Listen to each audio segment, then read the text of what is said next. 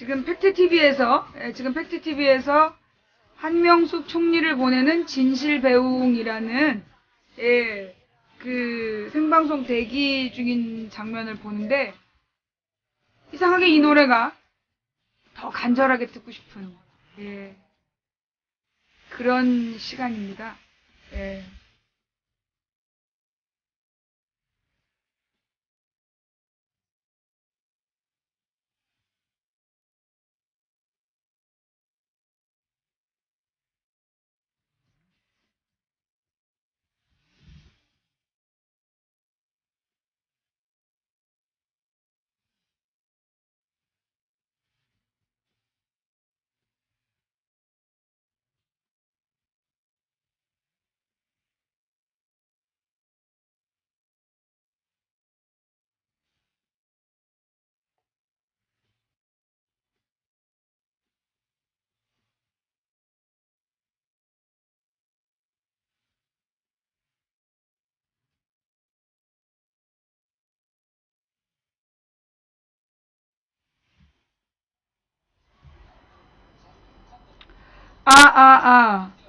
어서오세요, 어서오세요. 도봉구 창동 사는 불량주부 망치 부인입니다.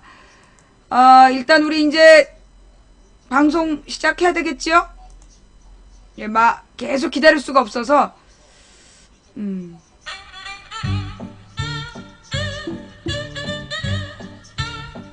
어서오세요, 어서오세요. 도봉구 창동 사는 불량주부 망치 부인이 운영하고 있는 생방송 시사수다방에 오신 것을 환영합니다. 반갑습니다. 감사합니다. 어서 들어오세요. 네, 어서 오세요. 자, 이 팬가입해주신 모든 분들께 감사를 드립니다. 대단히 감사합니다. 어서 오세요. 어서 오세요.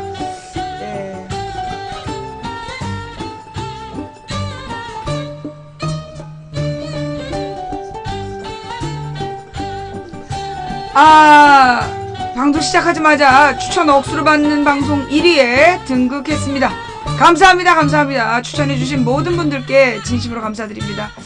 현재 망치부인 방송 추천해주신 1435분께 진심으로 감사드리고요. 이게 방송을 원래 2시에 시작하기로 했는데 갑자기 8시에 시작을 했더니 1시 좀 땡겨서 시작했더니 아직 시청자분들이 다 들어오시지 않은 상태에서도 벌써 이렇게 추천을 1500개 가까이 해주신 여러분께 진심으로 감사드립니다. 아직 추천 안 하신 님들 좀 이따 후회하지 마시고 망치 부인에게 언능 그 저주가 나가기, 녹설의 저주가 나가기 전에 추천 부탁드리겠습니다. 어서오세요. 어서오세요. 망치 부인입니다.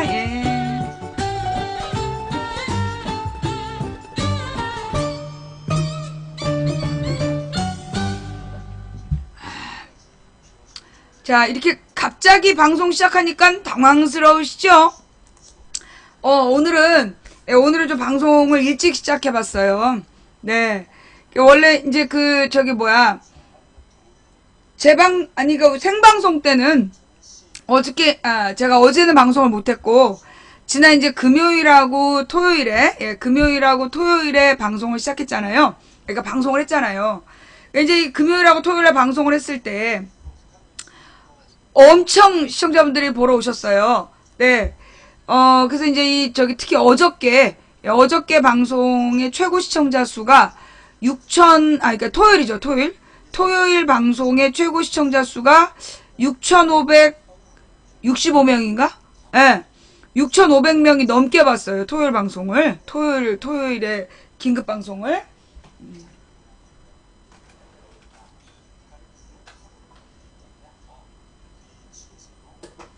이제까지, 후원 감사드립니다. 제가 이제까지 그 방송의 기록을 보면, 제가 2007년 1월에 처음 방송 시작해가지고, 한 200명, 그러니까 첫 방송이 한 27명 받고요. 첫 방송이 한 27명 받고, 1년을 꾸준히 했더니, 2007년 11월에, 한 200명이 보고 있었어요. 그러다 이제 2008년 2월 달에 방송을 다시 시작을 했고, 그리고 이제 2008년 5월 달에 그 미국산 소고기 문제가 터지면서, 그때 이제 제가 처음으로 중계방이라는 게 생기게 되죠. 그래서 이제 500명이 넘는 시청자들이 들어오게 됩니다. 그러다가 이제 2009년 5월에 노무현 대통령 서거 사건이 터지면서 그 당시에 1000명이 좀 넘게 돼요. 예, 1000명이 넘게 되고 일반적인 이제 그 시청자 숫자는 한 600명 정도 이렇게 보셨던 것 같아요. 2009년에. 그러다 이제 2010년에 천안함 사태가 발생하면서 2000명으로 시청자가 늘었어. 그리고 이제 상시 오시는 분들이 한 2000명. 그 다음에 이제 뭐 여름철에 여름철에 막 시청자들 다 떨어져 나가면 뭐 한 1500 이렇게 보셨던 것 같아요. 2010년에. 그리고 이제 연평도 사태 터졌을 때 2000명으로 다시 올라가고, 그러다 이제 2011년에 박원순 시장 선거를 하면서 처음으로 3000명을 한번 찍어봤어요. 예. 처음으로 2700에서 3000인가를 찍어보고, 그 다음에 이제 2012년에 대선 때, 2012년 대선을 앞두고, 이제 상시 3000명이 시청을 하는 방송이 됐죠. 그러다가 이제 2013년에 제가 구속됐다 나온 다음에는 제가 방송하는 걸 사람들이 몰라가지고, 시청자 숫자가 뭐 한 1500, 1600으로 확 줄어들었어요. 그러다가 2014년 세월호 사건이 발생한 그 4월 16일에 제 방송에 최고 시청자를 찍게 됩니다. 7000명. 예. 최고 시청자가 7000명이 나왔어요. 그래가지고, 그 당시에 아프리카의 어떤 뉴스보다도 우리 방송의 시청률이 제일 높았던 그런 기록을 갖게 됐죠. 그리고 나서 어제가 그 다음으로 높았던 시간이었어요. 토요일이. 예. 그런 기록을 쭉 봤을 때, 지난 토요일 날 6,565명이, 예, 그만큼 이제 거의 세월호에 버금가는, 예, 세월호에 버금가는 인원이 들어와서 시청을 하더라. 메르스 때 최고 시청자가 5,000이었나? 그죠? 메르스 때 최고 시청자가 한 5,000명이었어요. 예. 근데 이제 엊그저께, 전쟁 위기, 48시간 전쟁 위기가 터지니까, 48시간 전쟁 위기설이 터지니까, 그때 이제, 6,500명이 넘는 인원이 들어와서 봤다는 거. 그러니까 이제, 9,000명은 뭐지? 아니야, 나 메르스 때 9,000명 안 봤어. 5,000이 최고였던 거야. 5,000이 최고였고, 그리고 이제 엊그저께 토요일 날이 6,500. 거의 세월호 다음으로 많았던 숫자가 토요일 그 방송 내용이었어요. 그러고 보니까 저기였다. 문재인 후보랑 같이 방송할 때 5,000명을 찍었구나. 처음으로 5,000명 찍었던 게 2012년에 그 문재인 방송할 때, 문재인 후보랑 토론회 하는 날, 그날 제가 이제 문재인 후보한테 질문을 하잖아요. 노무현 대통령에 대해서 질문을 제가 하면서, 노무현 대통령이 훌륭하다. 그러니까 문재인 그러면 노무현의 그늘 안에 있는 사람으로 보인다. 근데 지금은 포스트 노무현이 필요하다. 거기에 대해서 어떻게 생각하느냐? 이런 질문을 제가 던졌어요. 그때 시청률이 최고 5,000명을 찍게 되죠. 예. 그 당시에 이제 문재인 후보가 그런 답변했던 것 같아요. 노무현 정부가 구성된 참여정부 때는 참여정부의 역사의식이 있었고, 시대정신이 있었고, 2012년에는, 또 다른 시대정신이 있다. 그러니 이제 과제가 다르기 때문에, 다른 정치를 할 수밖에 없다. 이런 이야기를 해서, 제가, 그렇다라면 내가 적극 지지하겠다. 이런 이야기를, 예. 아니야, 데프콘 때 최고가 3,000명이었어. 3,500. 데프콘 때 최고로 3,500을 찍고, 왜냐하면 그게 2009년이었잖아요. 2009년 2월인가 3월달 일이라서, 그 당시에 최고로 3,500을 찍었어. 데프콘 때. 그리고 이제 문재인, 토론회 때 5,000 찍고, 그 다음에 2015년, 2014년에 7,000, 그리고 2015년에 6,500, 자, 후원해주신 모든 분들께 감사드립니다. 예. 지금 이제 한명숙 총리, 한명숙 총리가 도착했나봐요. 예. 일단 팩트의 소리만 같이 들을게요. 화면까지 보시고 싶은 분들은 팩트TV로 이동해 주시면 감사하겠습니다. 현재 우리는 그냥 이제 팩트TV 소리만 제가 듣고 있고요. 왜냐하면 이게 저작권이 있기 때문에 저작권 프로그램이기 때문에 제가 보여드릴 수가 없어요. 네, 아유. 현장에 한명숙 총리가 현장에 도착했고, 아마 전순옥 의원이죠? 예, 전순옥 의원이 이제 눈물을 흘리고 있는, 예, 그런 상황입니다. 배웅 나온 의원들이랑 뭐 이렇게 악수하고 있는 상황이고요. 네. 일단 지금 이제 한명숙 총리가, 예, 한명숙 전 총리가 오늘, 징역형을 받아들여서 그 서울구치소, 제가 있었던 곳이죠? 예, 서울구치소로 지금 이제 들어가기 위해서 현장에 도착했습니다. 사실 이제 70이 넘은, 예, 70이 넘은, 노령이죠. 72세, 예, 72세라는 작지 않은 나이로, 예, 작지 않은 나이로, 사실 이제 뭐, 재벌들이나 뭐, 이명박 관련자들은 뭐, 65세만 넘어도 뭐, 고령이라서 구속을 안 시킨다. 뭐, 이렇게 나오더니, 예, 한명숙 전 총리는 지금 72세가 넘었는데, 지금 이제 오늘, 예, 서울구치소로 지금 들어가는 길입니다. 이 한명숙 총리가 그 감옥으로 가야 했던 이유는, 예, 이 소위 건설업자, 예, 건설업자 한모 씨가, 예, 한머식이라는 건설업자가 이 한명숙 총리의 여비서에게, 예, 한명숙 총리의 여비서에게 3억 원을 빌려줬고, 예, 3억 원을 빌려줬고, 그 돈 중에서 2억 원은 그 여비서가 그 한 전 사장에게 돌려주고, 1억 원을 자기가 이제 여유자금으로 보관하고 있었단 말이에요. 근데 그 여유자금 1억 원을 한명숙 총리 여동생이 전세자금을 잠깐, 그러니까 이제 뭐 아주 되게 짧은 기간 동안에 전세자금 1억 원이 부족하다 그랬더니 그 돈을 빌려준 거야.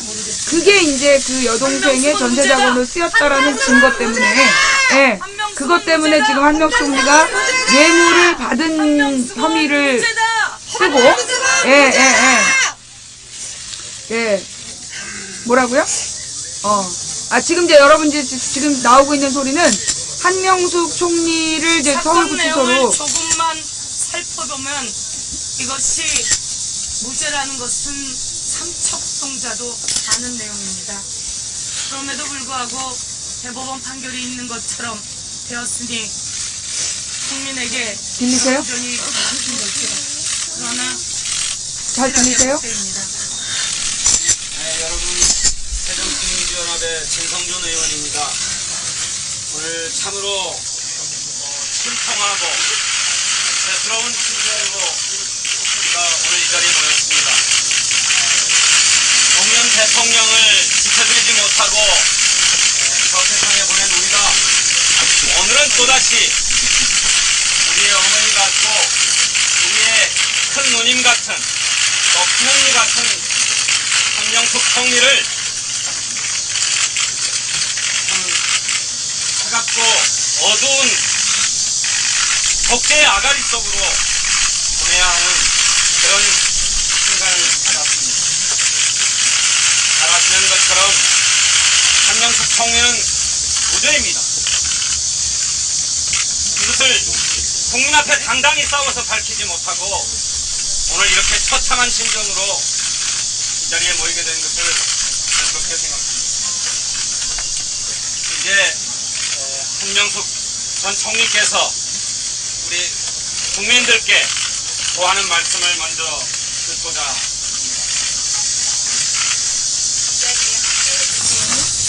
지지자 여러분들과 국민 여러분, 저는 여러분과 이제 안녕을 고하고 교도소로 들어갑니다.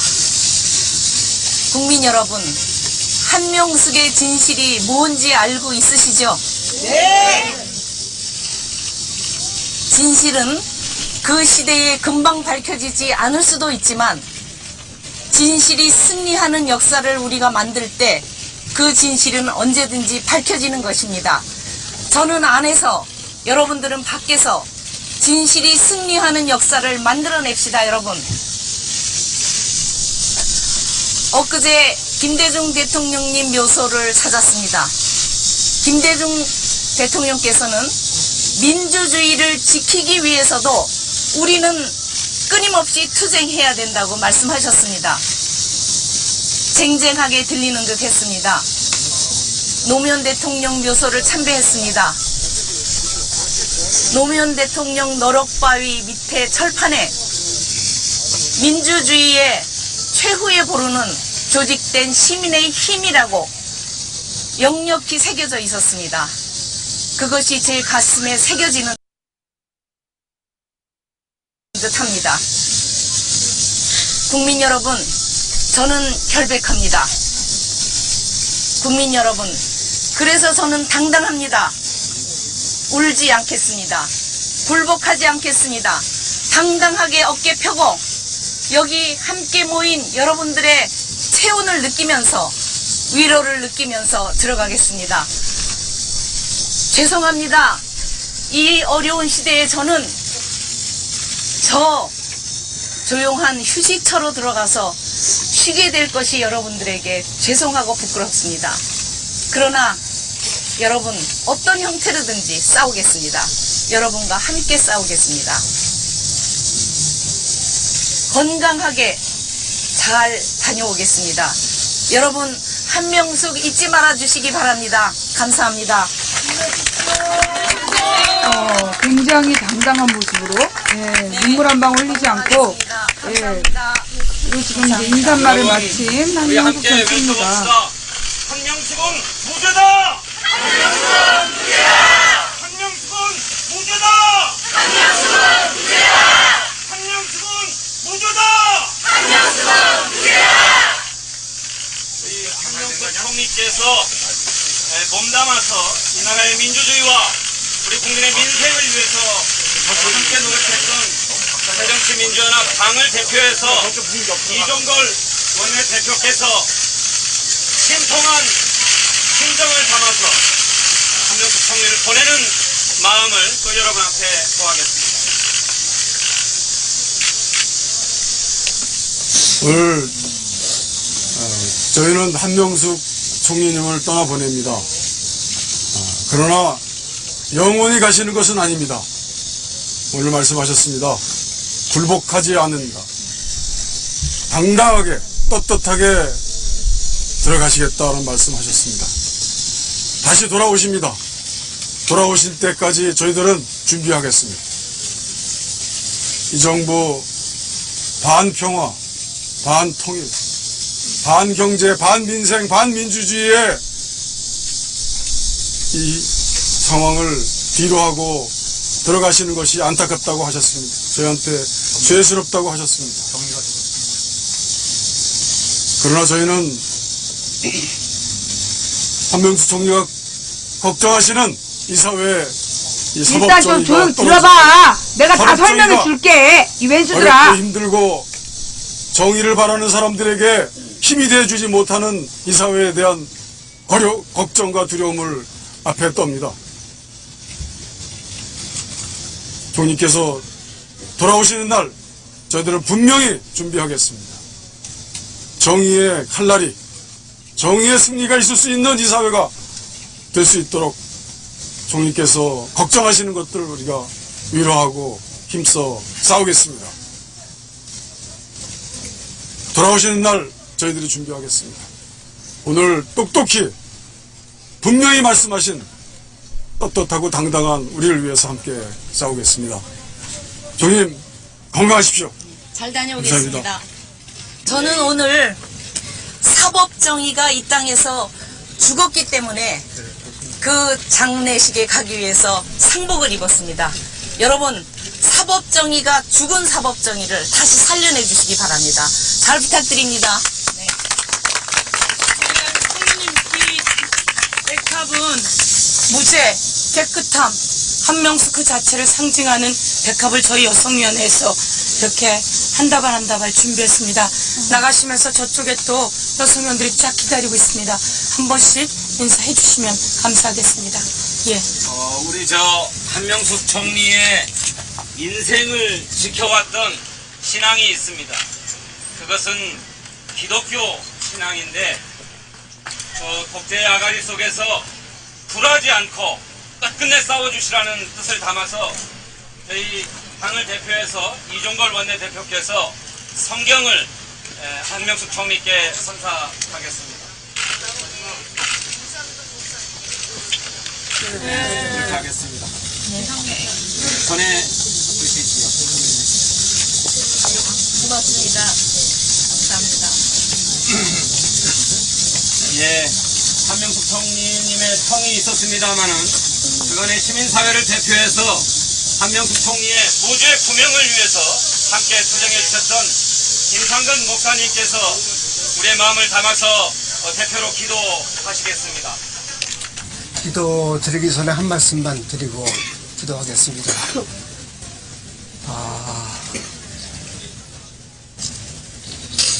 무죄임에도 유죄의 징역을 산다고 하는 게 얼마나 힘든 일이겠습니까? 그러나 오늘 이 문을 들었을 때 탁 터시기 바랍니다. 마음을 비우시고 내가 저 느긋하게 심정 잘 알지. 또 다른 날들을 기다리시기 바랍니다.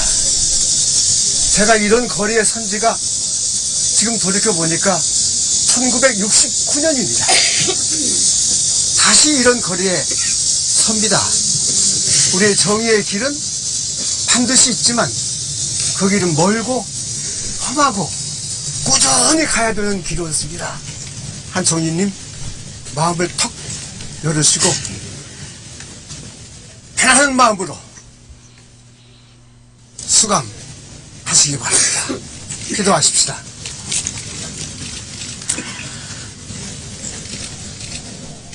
우리는 당신을 역사의 주라고 부릅니다. 당신을 정의의 하나님이라고 부릅니다. 평화의 왕이라고 부릅니다. 그러나 하나님, 역사에 정의가 없고 현실의 평화가 없는 오늘을 저희가 어떻게 감당해 낼 수 있겠습니까? 당신의 사랑하는 딸 한명숙, 지금이 엄청난 무게의 짐을 지고 여기 당신 앞에 무릎을 꿇었습니다. 저를 도와주시고 저에게 힘을 주시고 저에게 굳건한 믿음을 주시어서 이 짐 넉넉히 짊어지고 일어설 수 있도록 하나님 도와주시옵기를 간절히 원합니다. 힘들 때 함께 계셔 주시고 고독하고 절망스러울 때 함께 계셔 주십시오. 저를 언제나 껴안아 주시고 저의 걸음을 부추겨 주시고 저의 어깨를 들어 일으켜 주시기를 간절히 기도합니다.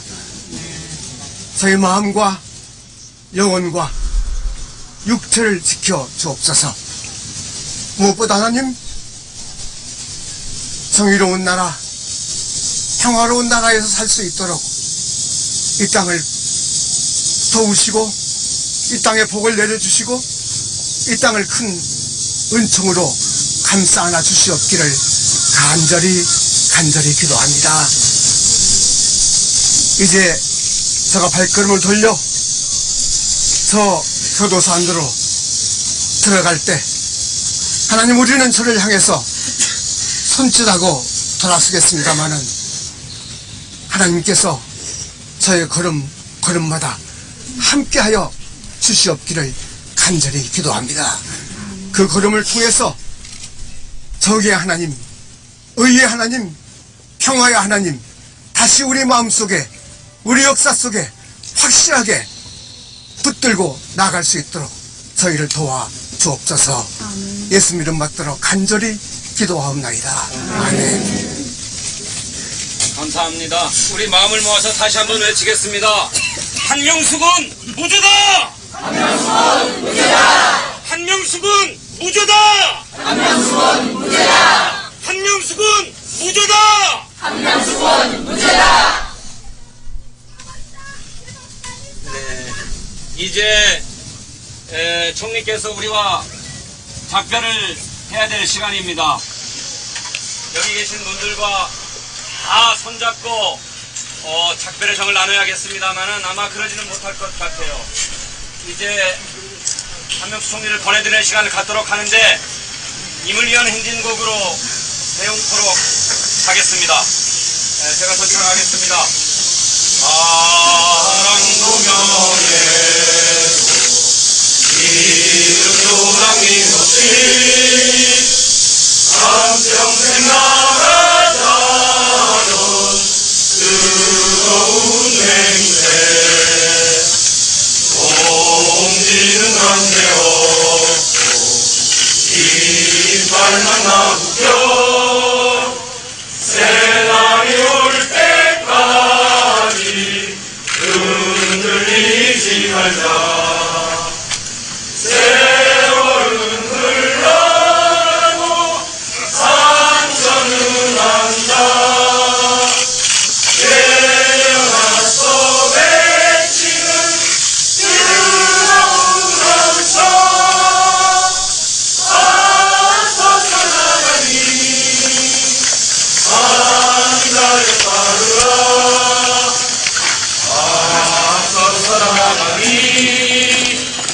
하늘에 따르라. 사랑도며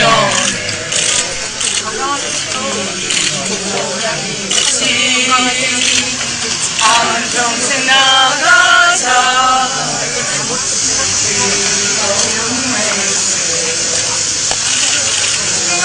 나와서 다 손 한 번씩은 잡으세요. 빨리 후회하지 말고.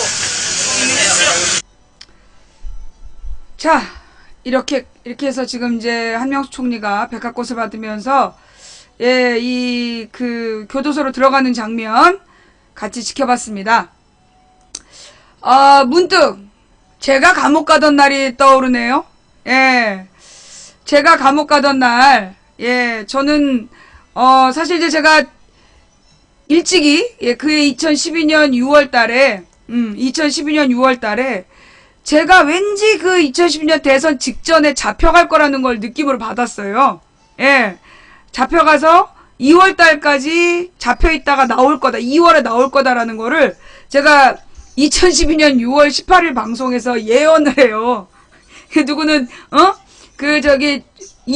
입살이 보살이라면서 막 욕을 하는데, 내가 그렇게 얘기했기 때문에 잡혀 들어간 거 아니냐고? 내가 잡혀 들어가는 게 나는 그게 나의 운명이었다라고 생각해.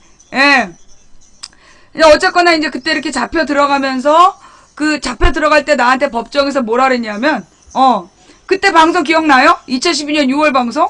내가 대선 직전에 사라질 거다. 대선 직전에, 그러니까 이번 대선에 큰일을 하다가 대선 직전에 사라질 거다.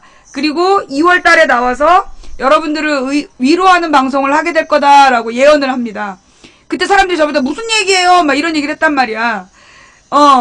근데 이제 사실 이제 그 예언대로 된 거죠. 그 다음에 2012년 11월 9일 날에는 내가 만약에 유죄를 받으면 문재인이 떨어지고 내가 무죄를 받으면 문재인 대통령 된다 라는 선언을 해요. 사실 내가 그 선언 기억나세요? 2012년 11월 9일에 내가 유죄를 받으면 문재인이 떨어지고 무죄를 받으면 문재인이 당선된다 라고 해서 119 선언이라는 걸 내가 했어. 근데 사람들이 막 와 하면서 좋아했잖아. 왜냐면 그 당시 내가 당연히 무죄 나오는 분위기였거든. 법조인 12명이 내가 12명한테 물어봤어요. 그러면서 내가 이런 혐의를 받았는데 내 혐의가 뭐였냐면 두 가지였어. 허위사실로 후보자의 명예를 훼손하는 선거법 위반을 했다. 그 다음에 또 하나는 사실을 적시해서 후보를 비방했다. 근데 1심 그러니까 이 두 가지 혐의였는데 그럼 이제 허위사실이라는 건 허위사실을 검찰이 증빙을 해야 되는 거야.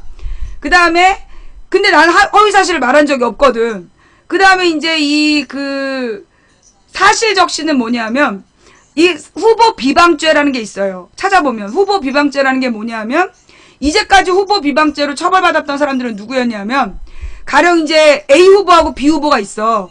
근데 A 후보나 A 후보의 가족들의 어떤 사생활 내용 있잖아. A가 옛날에 바람 폈다. 내지는 뭐 B가 옛날에 무슨 죄로 뭐 전과가 있다. 배우자의 전과는 공개되면 안 되는데 그런 식으로 이제 B 후보가 얘기를 했다. 그러면 이게 후보 비방죄에 해당이 되는 거야. 그 말 자체가 뭐 A의 사생활이나 A의 가족에 관한 어떤 문제, 그거는 선거법상 공개하면 안 되는 내용인데 그 내용을 공개해서 A 후보자에게 안 좋은 영향을 미치려고 하면 그때 이제 이 B 후보가 그에 대해서 처벌을 받는 거야. 그래서 그게 이제 후보 비방죄예요. 후보자나 후보자 가족이 받는 벌. 나는 그 후보자의 가족이 아니었어. 그게 2012년 총선 때 난 후보자의 가족이 아니었는데 내가 가족 같은 사이라고. 첫째, 후보 비방죄가 성립된 이유는 가족처럼 지내왔기 때문에.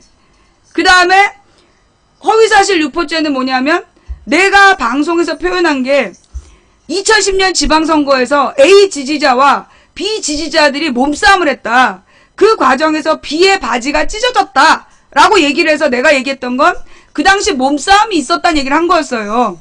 그런데 법원에서 그러니까 그 A라는 사람이 뭐라고 주장했냐면 자기는 B의 바지를 찢은 적이 없는데 망치 부인이 그렇게 방송을 해서 자기가 B의 바지를 찢었다는 오해를 불러일으켰다고 날 고소한 거야. 직접. 그때 재판부에서 처음에 증인으로 불러갖고 A를 막 야단을 쳤어요. 뭐 하는 짓이냐고. 똑바로 얘기하라고 그러면 막 그러면서 되게 야단쳐 A를.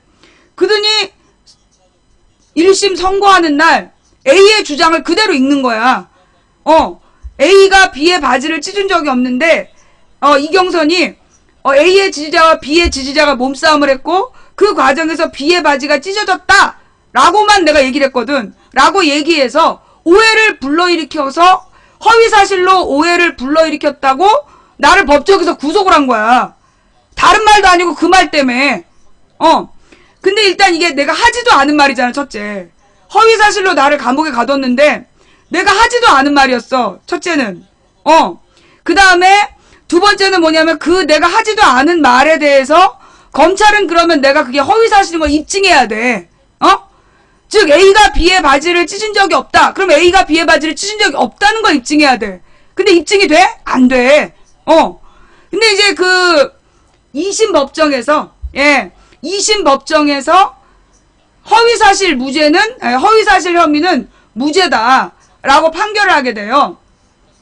그 당시에 나를 고소한 게 이제 한때 노무현 재단에 노무현 학교 교장까지 했던 사람이야. 그 사람이 나를 그렇게 직접 고소해가지고 내가 감옥을 갔잖아. 이게 이제 고등법원 판결문이에요. 그래서 원심 판결을 파기한다. 이게 우리 방송국 대문에 붙어 있는 거야. 즉 1심에서 내가 허위사실 공표에 의한 공직선거법 위반했다는 거는 요게 무죄다. 그래서 이제 원심 판결을 파기한다. 그런데 징역 6개월이야. 징역 6개월에 처하고 그 다음에 2년간 집행을 유예하고 80시간의 사회봉사를 명하는 거야. 그러면서 맨 마지막에 이 사건 공소사실 중 허위사실 공표에 의한 공직선거법 위반의 점은 무죄. 이렇게 이제 판결을 내린 거야. 그러면 여기서 공소사실 하나 남은 게 뭐냐면 후보 비방죄야. 그러면 이 후보 비방죄라는 건 뭐냐?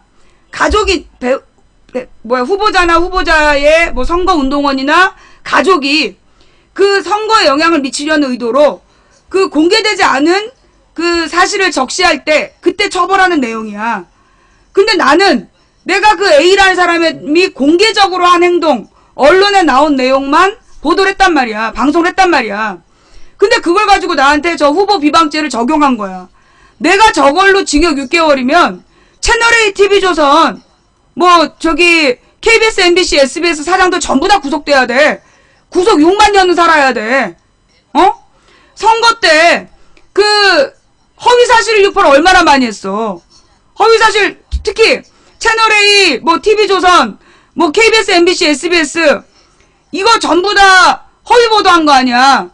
노무현이 NLL 팔아먹었다 이런 거 그거 다 허위사실 아니에요? 그러면 이거에 대해서 책임을 져야지. 또 박근혜는 2012년 대선을 앞두고 그 2012년 12월 16일 대선 토론회에서 뭐라고 얘기를 하냐면 문재인 후보가 죄 없는 국정원 여직원을 뭐 성폭력 범죄자들이 하는 것처럼 미행하고 감금을 했다. 그런 얘기를 하면서 국정원 여직원은 댓글을 달았다는 증거가 없는 걸로 나왔지만이라고 얘기를 해.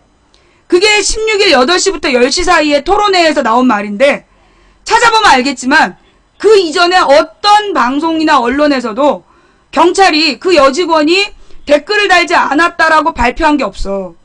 그 말은 박근혜가 제일 먼저 한 말이야. 국정원 여직원이 댓글을 달았다는 증거는 없는 걸로 나왔지만 이 표현은 내가 법정 구속됐던 것처럼 굉장히 마치 사실인 것처럼 허위 사실을 사실인 것처럼 표현한 거야. 자기는 그렇게 생각한다 뭐 이런 의견 표명이 아니라 이 선거법 위반은요. 의견 표명이냐 사실 적시냐 이런 게 되게 중요해. 근데 이거는 그 여자는 그 당시 박근혜는 분명하게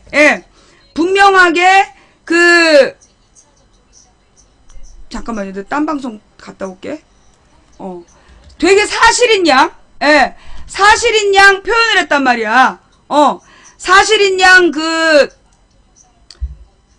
국정원 여직원이 댓글 달지 않은 것처럼 표현을 했는데 그 여자가 그렇게 얘기를 하려면 박근혜가 그렇게 얘기를 하려면 먼저 보도가 나와야 돼. 경찰의 공식 발표가 있어서 국정원 여직원이 댓글을 다른 적이 없다라는 공식 발표가 있은 다음에 박근혜가 그렇게 얘기한 건 선거법 위반이 아니에요. 왜냐하면 언론 보도가 있었기 때문에 그걸 보고 얘기했다 하면 되니까. 그런데 그 보도가 없었어. 그 보도가 없는데 박근혜가 국정원 여직원이 댓글을 다른 적이 없다고 나왔지만 이라고 발표를 했잖아. 그럼 이거는 그 말에 대한 책임을 박근혜가 져야 되는 거야. 가령 지금 조희연이라는 그 교육감 후보가 지금 선거법 위반 혐의로 그 1심에서 유죄를 받았어. 2심도 유죄 받았던가? 근데 그 조희연 후보가 뭐라 그랬냐면 당시 언론에 왜 그 있잖아 미안하다 그 남자 누구지? 딸아 미안하다 그 무슨 뭐 저기 변호사 있는데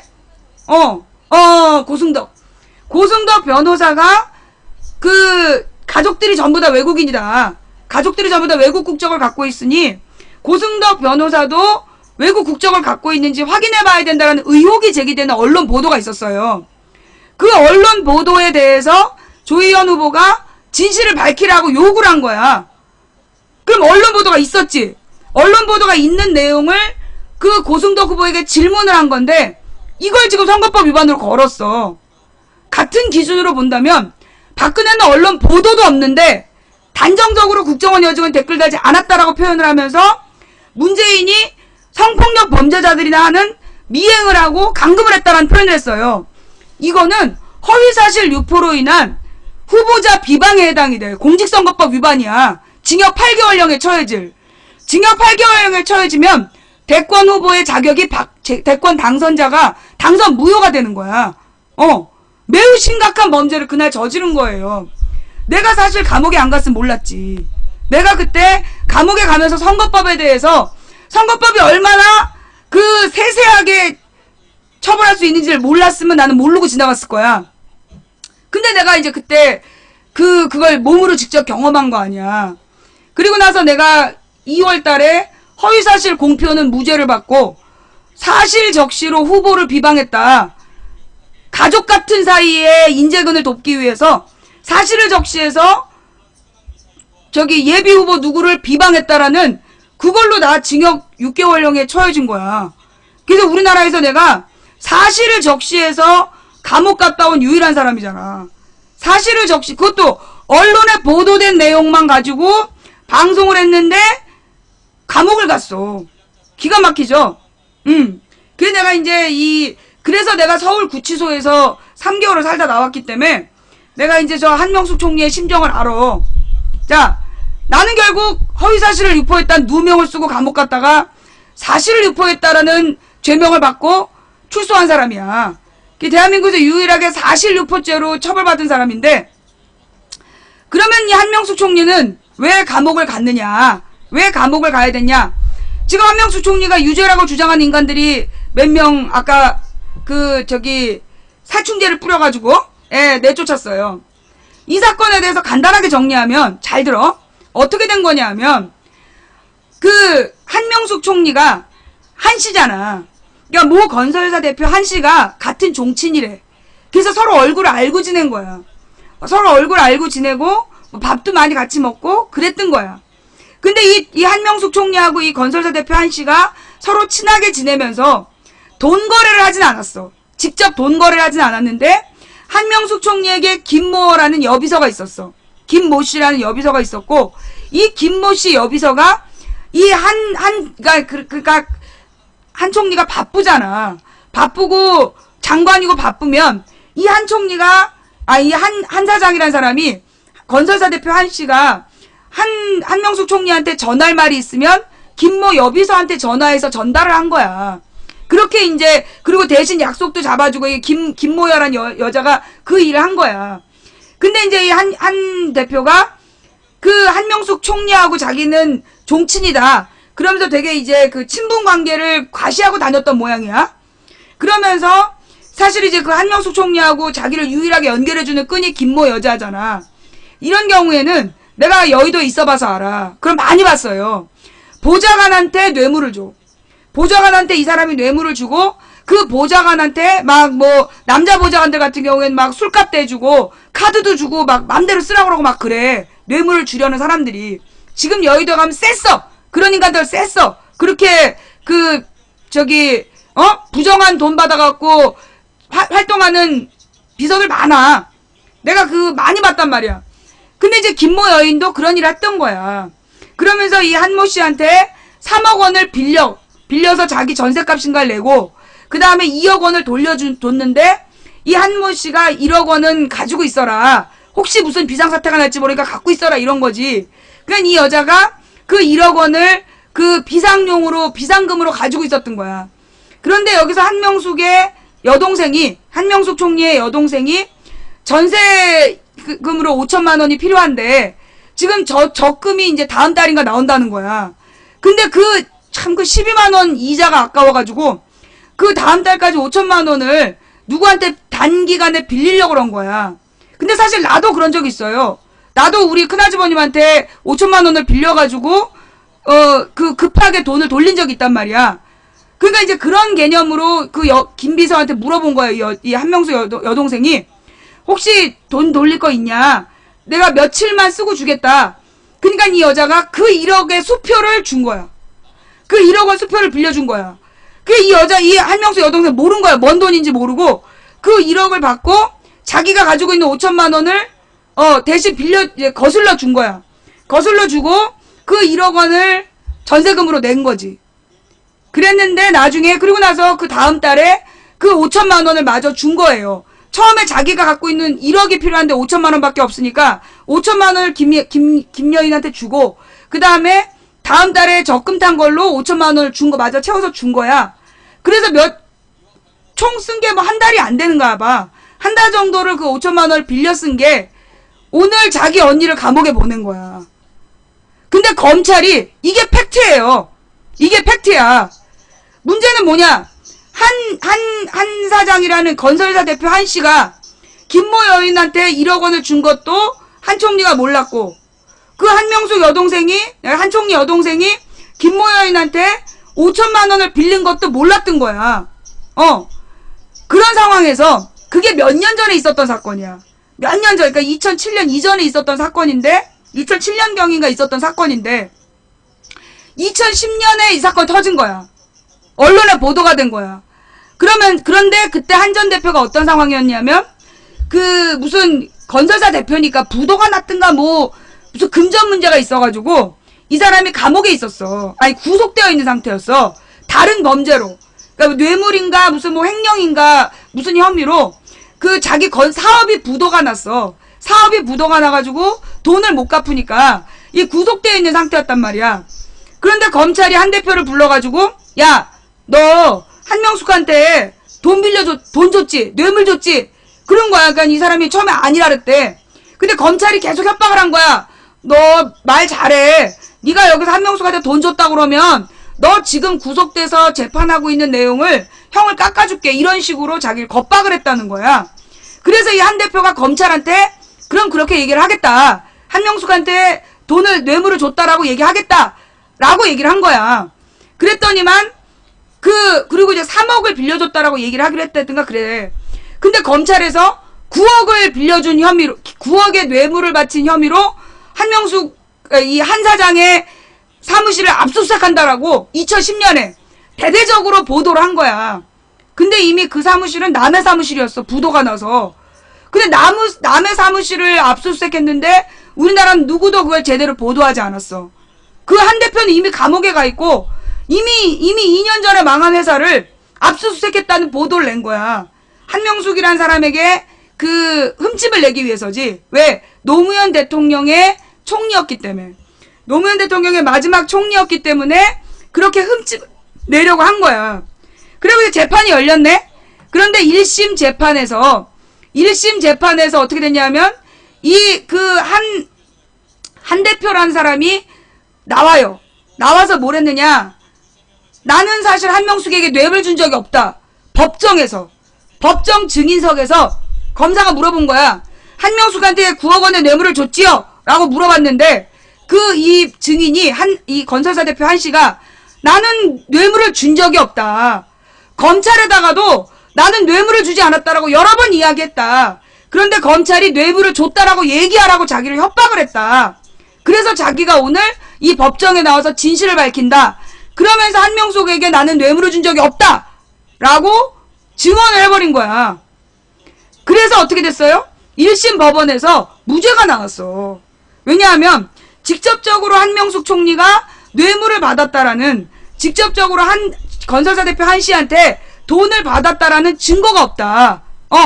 그리고 그 김모 여인과 동생 사이는 단순 채무 관계로 볼 수밖에 없다. 그래갖고 무죄를 준 거야. 1심 법원에서. 그랬는데 2심 법원에서 어떻게 했는지 알아요?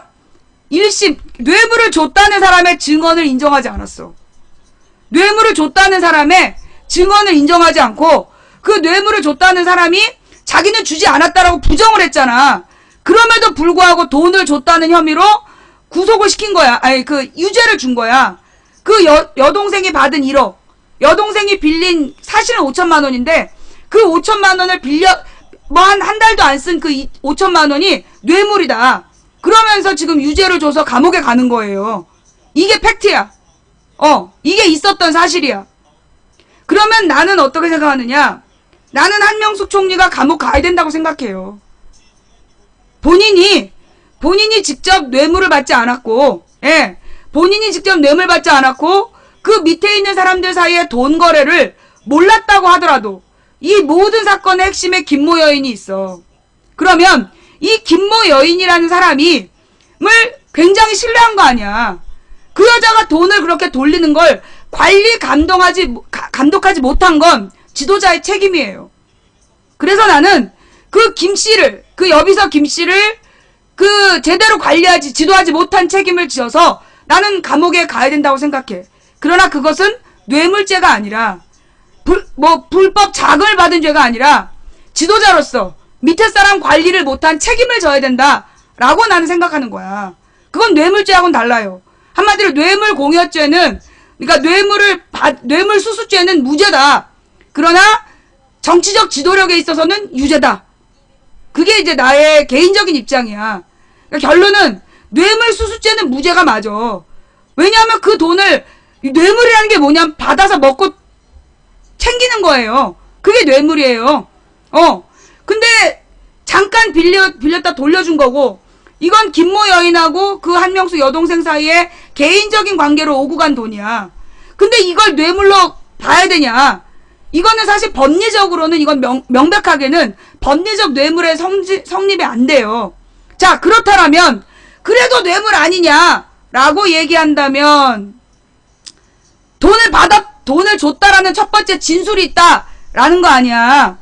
그렇다면 우리가 여기서 돌아가 봐야 될 상황이 있죠. 뭘로? 성완종 리스트. 성완종 리스트라는 게 뭐냐 하면, 이 성완종이라는 사람이 소위 이제 한나라당, 여보세요? 네.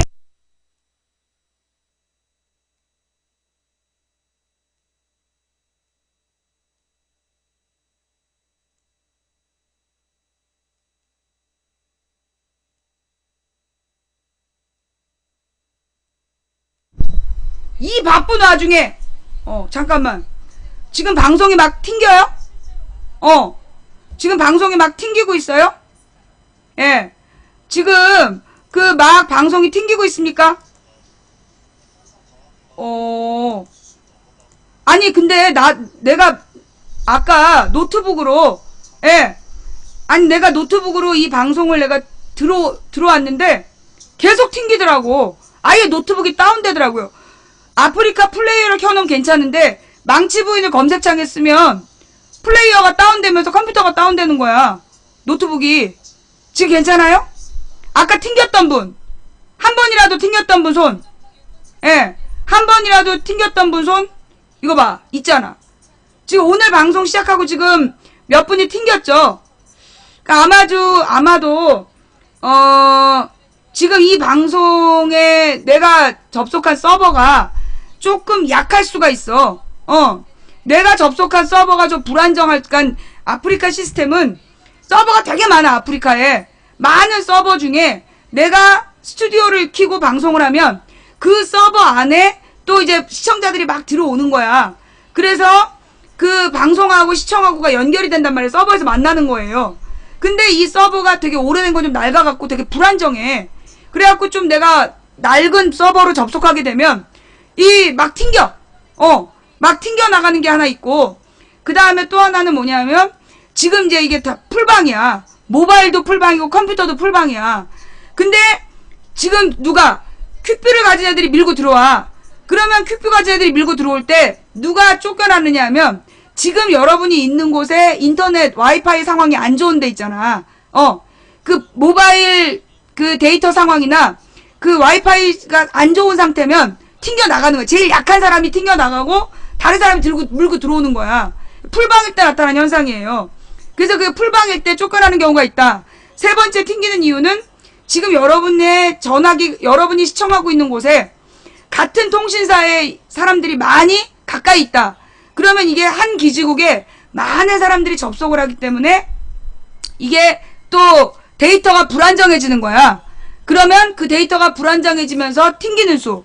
그래서 이 시청하다가 튕겨나가는 세 가지 경우의 수가 그런 거예요. 그러니까 아프리카 서버가 약할 때, 그 다음에 여러분이 계신 곳에 그리고 풀방일 때, 그 다음에 여러분의 데이터 환경이 안 좋을 때, 그때 튕겨나가는 거니까, 그러려니 하시고요.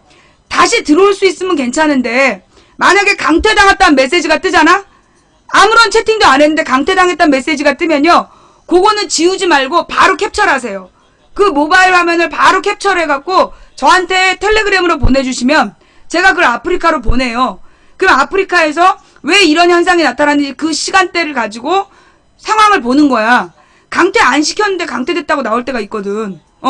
그래서 혹시 아무 말 안 하고 시청하고 있었는데 갑자기 강퇴됐어요 라고 나오면 그때 여러분들이 캡처해서 보내주시면 돼요. 그 다음에 또 여러분이 블랙리스트가 아닌데, 가령 왜 제가 블랙리스트죠라고 채팅창에 우리 방송국에 글 쓰는 분들이 있어. 방송국에 글을 쓸 수 있다는 건 블랙이 아니에요. 근데 방송을 보려고 그러는데 블랙리스트라고 뜰 때가 있잖아. 그게 또 오류야. 그게 오류니까 그럴 땐 어떻게 하면 되냐면 여러분의 앱을 지우는 거예요. 아프리카 앱을 삭제하고 다시 깔고 들어오면 돼요. 아프리카가 워낙 접속자가 많잖아. 워낙 이게 뭐 유튜브나 뭐 다른 나라의 서비스들은 엄청난 돈을 들이고 어마어마한 돈으로 어떻게 막 승부를 거는데 아프리카는 중소기업이잖아. 그러다 보니까 그런 현상이 나타나요. 그러니까 삭제하고 다시 로그인하고 들어오면 될 수가 있다. 그러니까 당황하지 마시고 다시 깔고 들어오시면 돼요. 자, 좌우지가 한명숙 총리 얘기를 했으니까 이 한명숙 총리가 결국은 뭐다? 직접 돈을 받지 않았어. 그리고 이 돈은 그 김모 여인이라는 사람이 개인적으로 한 씨하고 거래했던 거야. 근데 이 돈 중에 일부를 한명숙 여동생에게 빌려줬던 게 문제가 돼서 지금 유죄 판결이 나온 거야. 그걸 갖다가 그 대법원에서 유죄 판결의 근거로 삼았어. 만약에 이것을 유죄 판결의 근거로 삼으려면 누구도 감옥 가야 되냐? 누구도. 허태열, 그 다음에 김기춘, 이병기. 이 사람들은 자 뭐라고 얘기했어요? 자기네들은 돈 받지 않았다고 얘기했어. 한명숙 뭐라 그랬죠? 돈 안 받았다 그랬어요. 셋 다 돈을 받지 않았다라고 주장했지만 자, 이 세 사람에게 돈을 줬다는 사람이 있어. 그게 누구야? 그게 성환종이라는 사람이야. 그럼 성환종이라는 사람이 누구냐 하면 성환종이라는 사람은 누구냐? 그 원래 새누리당 국회의원이었어. 원래 새누리당 국회의원이었는데 이 사람이 그 선거법 위반으로 그 저기 2000 몇 년이지? 12년인가 13년에 배지를 뗐어요. 배지를 그러니까 당선 무효가 됐어. 그런 사람이야. 근데 이제 이 사람이 무슨 사업가였어. 근데 보니까 이제 이 사람이 그 뭐라 그러나 많이 배우지 못한 사람이야. 많이 배우지 못한 사람이고 소위 이 새누리당에서 잘 나간 애들은 전부 다 서울대생이잖아. 서울대 졸업자들의 부모가 친일파 정도 돼야 목소리 크게 내는데 이 성환종이라는 사람은 자수성가를 해갖고 건설사에서 돈을 번 사람이야. 그래서 자기가 돈을 벌어서 그 돈으로 장학재단을 만들어갖고 자기 공부 못한 한도 풀고 그러면서 열심히 따라다닌 거야. 이 한나라당 사람들을. 그러면서 특히 반기문 같은 사람이 한국에 올 때마다 막 큰 홀을 빌려갖고 반기문 환영회를 해주고 그 돈을 다 성환종이 된 거야. 그러면서 이 한나라당에서 공천 받으려고 막 애쓰며 따라다녔던 사람이야. 근데 이제 이 사람이 원래 그 이명박 쪽에서 이명박한테 붙기에는 사실은 그렇게 뭐 큰 기업이 아니었고 그래서 얘가 원래 초친박이었다는 거야. 원래 그러니까 이명박 쪽에서는 그 인정받지 못하는 애였는데 박근혜 편을 지난 대선 때 박근혜 편을 들어가지고 얘가 이제 그 친박이 된 거야. 그런데 딱 떨어지니까 국회의원에서 떨어지니까 한나라당에서 싹 쌩까버린 거야. 한나라당에서 전부 다 얘를 쌩까버리고 얘는 막 그런데 갑자기 이 그 뭐가 터졌냐 하면 사자방 비리였나? 사자방 비리였지. 그러니까 이제 이명박의 사자방 비리 얘기가 터져. 그러면 이제 이 사자방 비리라는 게 뭐냐 하면 얘기가 복잡하지? 잘 들어.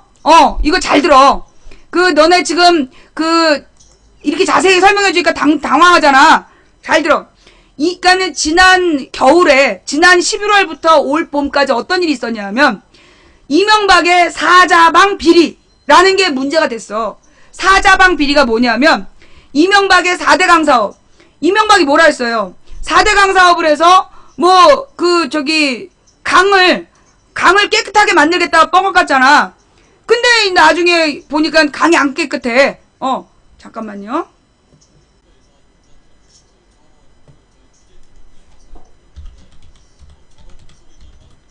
자, 이 4대강 비리에 대해서 여러분 지금 내가 잠깐 녹여줄 테니까 그 4대강 비리에 대한 기사들 좀 찾아서 올려주세요.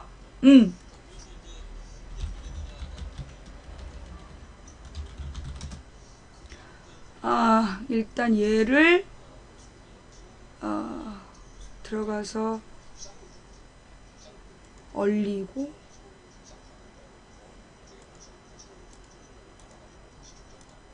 그 다음에 일이 들어가고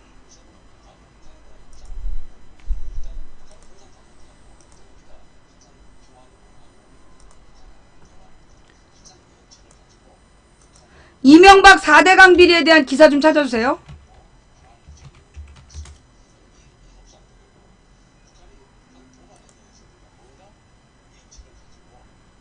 왜 로그인이 안 되니?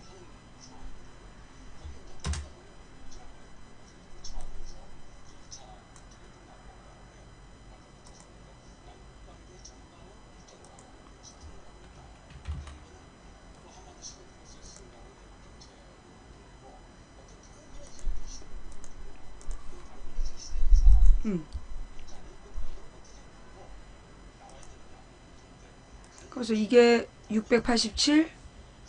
오케이. 됐어. 자, 추천합시다년. 아, 너나 추천해. 하던 얘기를 마저 할게요. 예, 마저 해드리면, 이게 이제 이명박의 4대강 비리가 문제가 됐어.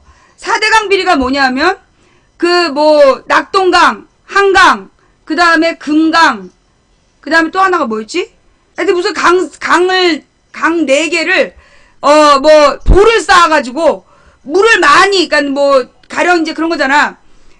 어떤, 물이 조금 있을 때 물감을 넣으면 색이 진한데, 물이 많아지면 색이 연해지지 않냐. 그런 것처럼, 그러니까 이 4대강의 강바닥을 다 파내서, 물의 그러니까 담수율, 그러니까 그 강 안에 담겨있는 물의 양이 늘어나면, 물이 정화될 거다. 그런 개뻥을 치면서, 흐르는 물에다 댐을 막은 거야. 흐르는 물에다 이게 댐을 막아가지고, 4대강 사업을 했어. 근데 이 4대강 사업을 하는 과정에서, 물이 깨끗해질 거라 그랬는데, 여러분도 알다시피 뭐가 있었어? 녹조라떼. 흐르는 강물을 막아놓으니까, 이 강물에 녹조가 끼고, 그 다음에, 큰빛 이끼벌레라고 또 검색해봐. 큰빛 이끼벌레. 그래가지고 이제 막 너무 징그러운 막 환영동물이 막 축구공만하게 부풀어 올라가지고, 얘네들이 이제 막 기생을 하는 거야. 그게 원래 흐르는 물에 생기지 않는 건데, 물을 가둬놓으니까 이게 생긴 거야. 근데 얘를 갖다가 건져내면 얘가 바로 죽으면서 아주 암모니아 악취를 내는 거야. 근데 이거는 자연스러운 현상이라고 막 뻥을 깠어. 그러나 나중에 알고 보니까 몰래, 국민 세금으로 몰래 큰빛 이끼벌레를 건져서 죽이고 있는 거가 또 밝혀지고 그랬어. 손석희 뉴스에. 그러면서 문제는 뭐냐면, 4대강 사업에 들어간 돈, 그 돈 다 어디 갔냐. 이게 문제가 된 거예요. 왜냐하면, 오마이뉴스에서 추적을 했더니, 그 당시에 이제 어떤 보에서 2조 원을 받아갔어, 건설비로. 2조 원을 받아가면서 뭐라 그랬냐면, 그러니까는, 근로자가, 일하는 노동자가 5,000명이 일을 하고, 그 다음에 기계가, 트럭이 2,000대, 그 다음에 이렇게 푸는 기계가 2,000대가 들어간다. 그래갖고 그에 관한, 바지선까지 해갖고 어마어마하게 2조 원을 다 받아간 거야. 근데 건설공사 현장에 가보면, 굉장히 높은, 이렇게 철담을 지어서, 안이 안 보이게 한 거야. 안을 찍을 수 없게 한 거야. 근데 오마이뉴스가 계속 돌아다니다가 드디어 빈틈을 찾아갖고 현장을 찍었어. 그랬더니 5,000명이 몇 달 동안 일할 거라고 받아간 돈, 그럼 5,000명이 일을 해야 되잖아. 근데 일하는 사람이 200명도 안 되는 거야. 그럼 4,800명분의 임금은 어디 갔을까? 그 다음에 실제로 2,000대씩 트럭과 바지선과 무슨 파내는 기계가 움직일 거라 그랬는데, 실제로 현장에 있는 게 10몇 대밖에 안 된 거야. 그럼 나머지 1,900 몇십 대는 다 어디 간 거냐고. 이래서 그때 그 돈을 다 어디로 갔냐? 그러면서 사실 4대강 사업의 핵심은 뭐냐면, 4대강 사업이 있을 거라고 소문을 내서 그 지역의 땅값이 오른 거야. 그래갖고 지금 이 정부 여당의 주요 인사들의 친인척들이 그때 이 4대강 사업 주변의 땅을 다 소유하고 있었어. 그러니까 경북 같은 경우에는 땅값이 100배로 올랐어. 어마어마한 이득을 본 거지. 그러면서 이제 이 4대강 비리에 대해서, 그러면서 4대강 사업에 대해서는 이명박이 국민의 세금을 한 푼 더 쓰지 않겠다라고 뻥을 깠는데, 나중에 알고 보니까 국민 세금을 22조 원인가 넣었고, 나머지 20몇 조 원은 각급 공사에다가, 수도공사, 도로공사 이런 데에다가, 거기다 빚을 쪼개서 얹혀놓은 거야. 그래서 지금 그 공사들이 빚에 허덕이고 있는 거야. 그게 4대강 비리야. 그다음 두 번째로는 뭐가 있었냐면, 자원외교 비리. 이 자원외교 비리는 뭐냐면, 이명박이 아주 단기간 안에 자기가 막 외국의 다이아몬드나 원유나 이런 것들을 원유 개발 사업이나 다이아몬드 개발 사업에 투자를 해야 된다. 그러면서 막 한나라당 의원들을 족쳐가지고 예산안을 막 통과시켰어. 그래가지고 총 몇십조 원이 자원외교로 투입이 된 거야. 그치, 몇십조 원이지. 근데 자원외교로 투입된 돈의 실체를 가서 들여다보니까, 가령 원래 왕이 따로 있는데, 그 왕한테 반기를 든 역적 크루드족의 저기 족장하고 계약을 맺었거나 어느 지역에 광고를 개발하겠다고 이 왕이 나중에 알고 우리나라는 그 광고 진짜 개발하는 컨소시엄을 만들 때, 즉 해외 정유회사들이 들어올 때 우리나라는 제끼고 못 들어가게 한 거야. 근데 거기다가 돈을 또 엄청 쓴 거예요. 그런 식. 그 다음에 우리나라의 무슨 외교부 장관이 어디에 다이아몬드가 어마하게 묻혀있다. 그렇게 얘기를 해갖고 그 다이아몬드 개발하는 회사의 주식이 폭등을 해. 개미들이 너도 나도 그 주식을 다 샀는데 깡통됐어. 실제로 거기에 매장량이 별로 없는 거야. 몇조 원을 쏟아 부었는데 실제로 이득이 제로야. 근데 앞으로도 약속한 게 거기다가 또 거기가 쿠타타가 일어난다고 막 이래가지고 이익도 없는데 주기로 한 돈, 투자하기로 한 돈은 억지로 줘야 되는 거야. 그러니까 자원 외교라는 게 뭐냐 하면 다른 나라에 있는 자원을 싼 값으로 갖고 오겠다. 그래서 계약을 맺는 건데 이명박이 그런 짓으로 수십조 원을 날린 거야. 그게 지난 가을에 밝혀졌어. 작년 가을에. 그 다음에 방산비리. 방산비리는 뭐냐? 세월호 사건이 터졌어.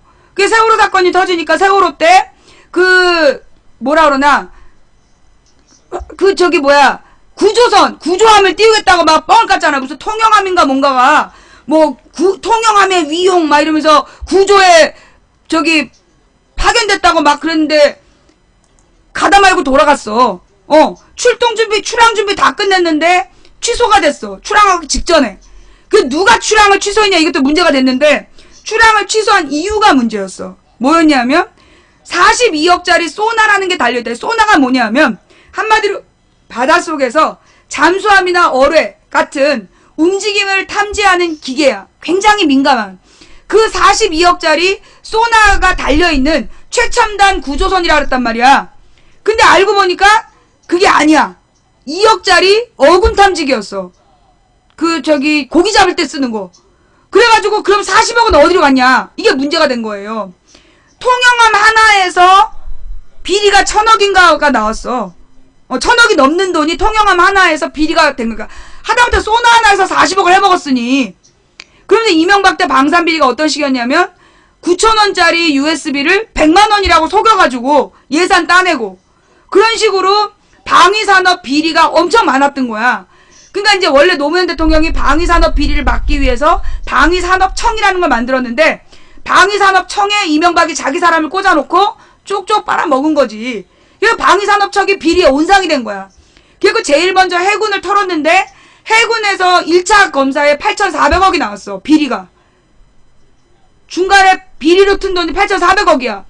근데 이제부터 공군을 조사해야 되는데 공군 비행기가 또 어마어마한 비리가 남아있는 거야.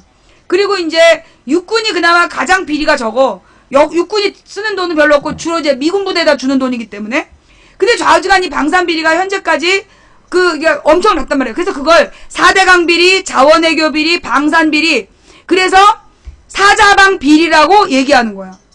배 하나에 8,400억이니 얼마나 많겠어. 방산 비리가. 8,400억이면 1조 가까운 거야.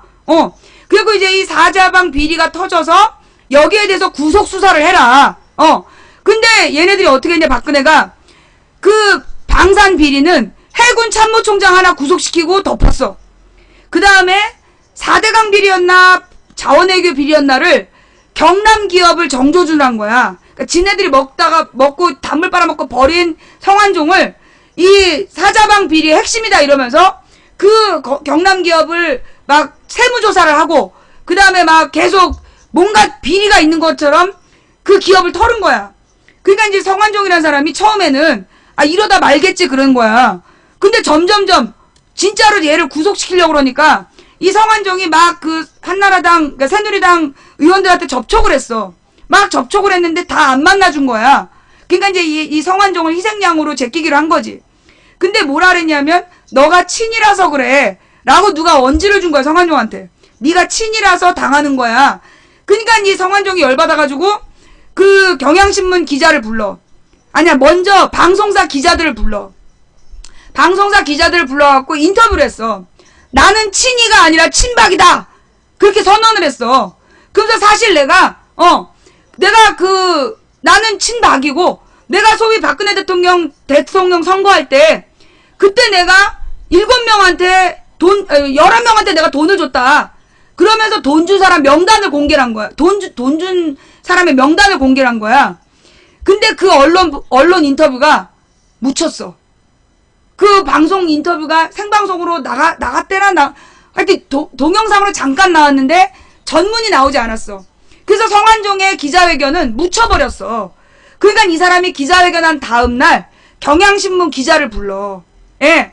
경향신문 기자를 불러가지고 인터뷰를 하는 거야. 꼭 보도하라 그러면서 인터뷰를 하면서 자기가 7사람한테 돈을 줬다. 그러면서 7명의 명단을 밝혀.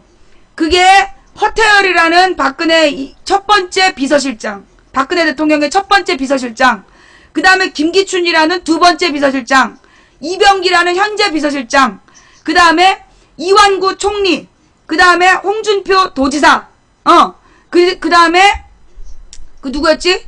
그 아프리카 노예 비리 홍문종, 홍문종한테도 뭐 3, 4억인가 줬다. 홍문종한테도 3, 4억을 줬고, 그 다음에 또 한 명 있는데, 한 명 누구지?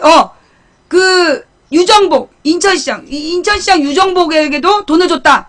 이러면서 경향신문에다가 이제 인터뷰를 하고 자살을 한 거야. 인터뷰를 오전에 하고 오후에 가서 자살을 했어. 그러면서 자기 주머니 속에, 자기 주머니에 그 명단을 적어 놓은 거야.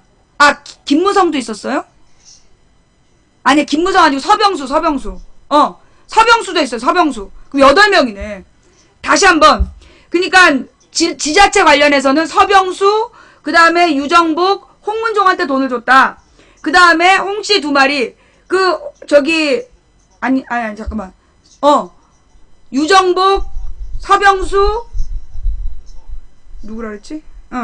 유정복, 서병수, 그 다음에 이완구, 그 다음에 홍문종, 그리고 이 홍준표, 요 5명하고 비서 3마리. 그래서 허태열, 김기춘, 이병기, 요 8명한테 돈을 줬다는 거야. 다시 홍씨 둘이 누구야? 홍준표하고 홍문종, 그 다음에 이완구, 유정복, 그리고 서병수, 그 다음에 허태열, 김기춘, 이병기에게 돈을 줬다라고 주머니에 명단을 적어놨는데, 그 명단 중에 금액이 적혀있지 않은 게 3명이야. 이 사람들한테 돈을 줬다라고는 얘기했는데 금액을 적지 않은 게 3명이고 나머지 5명은 금액이 적혀있었어. 그래서 김기춘에게는 10만 불을 줬다. 김기춘에게는 10만 불을 주고, 그 다음에 이완구에게는 하여튼 3천만 원인가 줬다라고 적혀있고, 그 다음에 그 홍문종이 그 당시 박근혜 대선 캠프에서 돈을 관리를 했다는 거야. 홍문종한테 돈을 몇 억을 줬다. 이게 이제 핵심이었어. 그게 이제 네네. 그렇게 해가지고 특히 이제 이완구 같은 경우엔 비타500 가방에다 상자에다가 현차 3천만 원을 갖다 줬다. 그리고 만난 사람들 증인들까지 다 나왔잖아. 자, 그런데 중요한 건 지금 이완구하고 홍준표는 기소가 됐어요. 성완종 리스트에서 8명 중에 2명만 기소를 한 거야. 금액이 상대적으로 작은 이완구, 그 다음에 홍준표는 얼마 받았다 그랬지? 홍준표도 얼마에 받았는데, 그래서 이완구하고 홍준표만 지금 기소를 해놓고, 소위 박근혜 비서 3인방, 박근혜 비서 3인방이랑 박근혜 대선 자금 관리했던 홍문종은 기소를 안 한 거야. 홍준표가 1억 받고, 그럼 얘네들은 돈 받고 먹어버린 거야. 이 돈 다 먹어버린 거야. 그런데 얘네들에 대해서는 그럼 우리 검찰이 어떻게 해야 될까요? 구속 수사했을까요?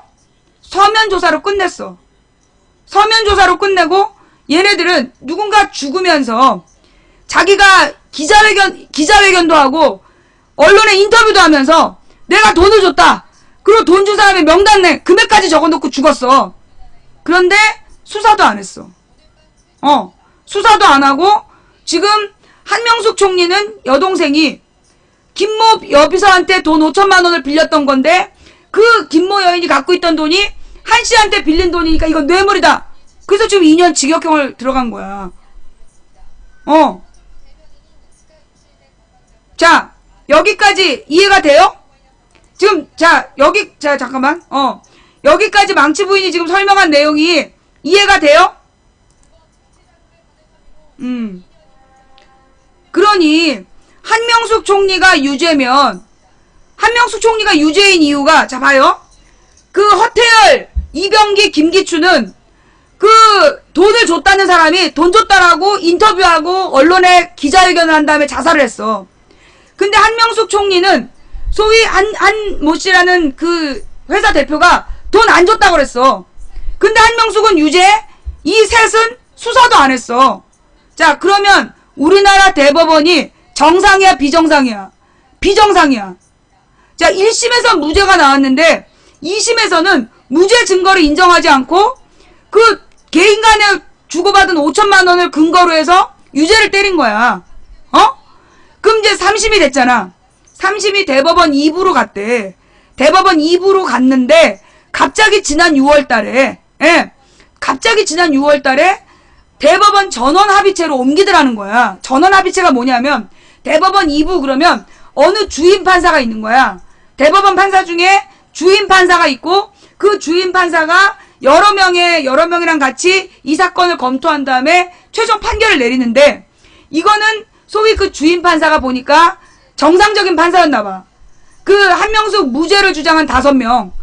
그러니까 13명이 대법원 판사인데 5명은 한명숙이 무죄라고 그랬고 8명이 유죄라고 그런 거야. 그러니까 한명숙이 무죄라고 생각했던 5명 중에 하나가 그 판사가 됐나 봐. 그러니까 이 판결을 갑자기 대법원 전원 합의체로 대법원장이 뺏어갔어. 그래갖고 13명이 다 같이 이 사건에 대해서 다수결로 결정하자 그런 거야. 그런데 대법원의 8명이 누구야? 박근혜의 충신들이야. 그래서 박근혜 충신들이 한명숙이 유죄라고 판결한 거예요.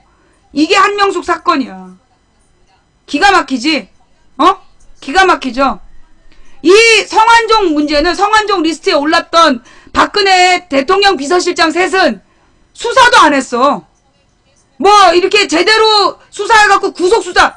아니 한명숙은 줬단 얘기를 검찰이 들었지만 그 사람이 법정에 와서 안 줬다고 얘기했잖아. 그런데도 유죄 판결이 나왔어. 근데 돈 줬다라고 기자회견하고 인터뷰까지 하고 자살까지 했는데 수사를 안 해? 이런 대법원이 국민들에게 사법부로서 신뢰받을 수 있을까요? 받기 어렵다는 거죠. 예. 내가 이거를 언제야 수요일인가 한번 잠깐 설명을 했었는데 내가 다시 설명을 하려다가 오늘 한명숙 총리 들어갈 때 이 전 과정을 설명하겠다. 그래서 내가 이제 오늘 지금 다시 설명한 거예요. 자, 성완종 리스트와 한명숙 이 사건 이해가 되시죠? 아직도 이해 못하는 그 모자란 사람들은 지금 제 방송을 계속 봐. 제 방송을 계속 반복해서 보다 보면 이해가 될 거야. 뭔 말인지 알았지? 내가 그래 이해할게. 모를 수도 있지. 지금 막 들어와서 모르는 거잖아. 그지? 지금 막 들어와서 모르는 거지. IQ가 딸려서 모르는 거 아니잖아. 그지? 지금 막 들어와서 모르는 사람들은 계속 제 방송 봐봐. 그럼 이해가 될 거야.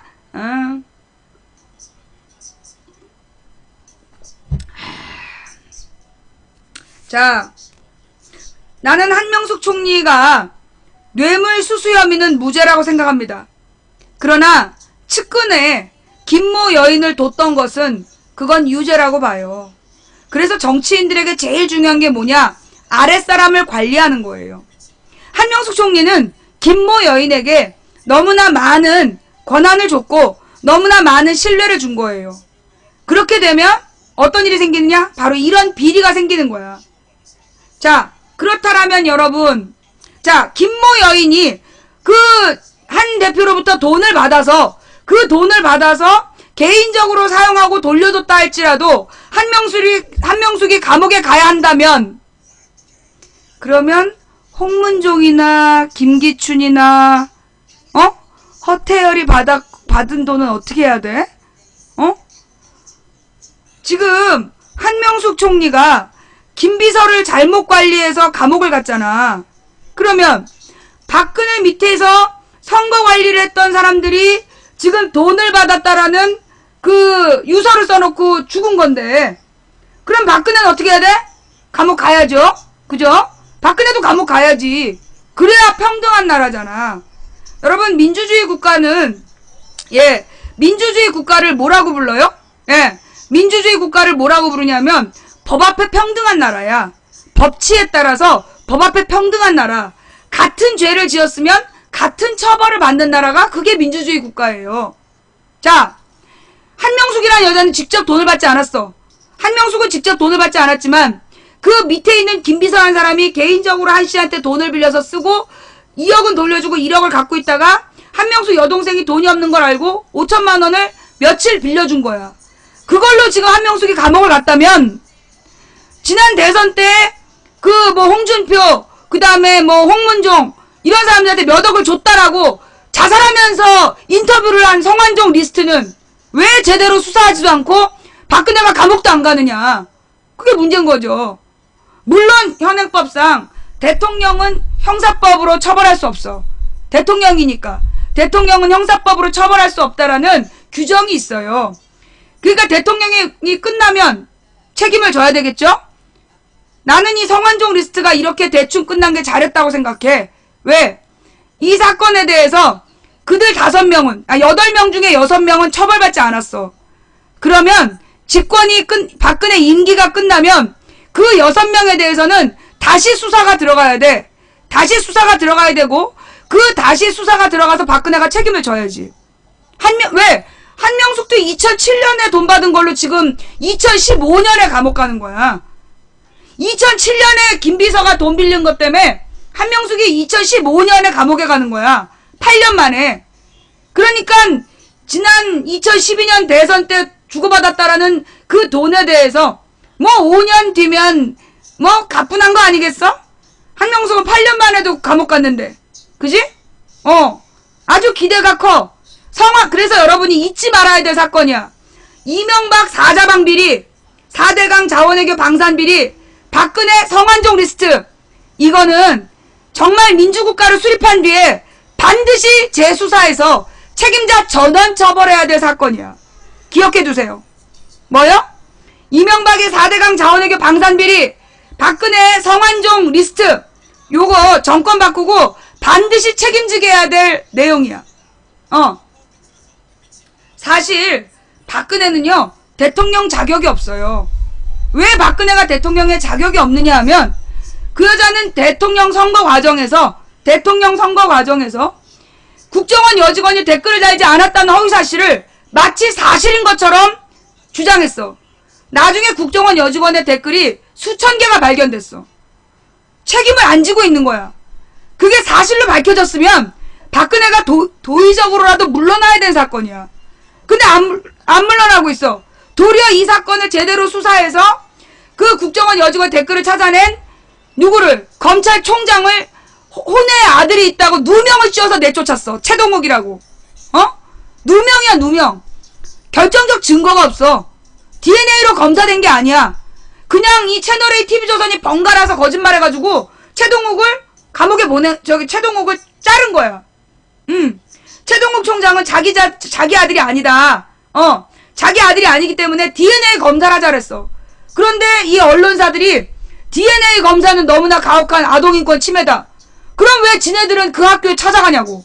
그 학교에 찾아가서 이 학생부를 뒤진 거야. 그래서 소문이 나갖고 그 애가 학교를 더 이상 못 다니고 미국으로 피신을 갔어.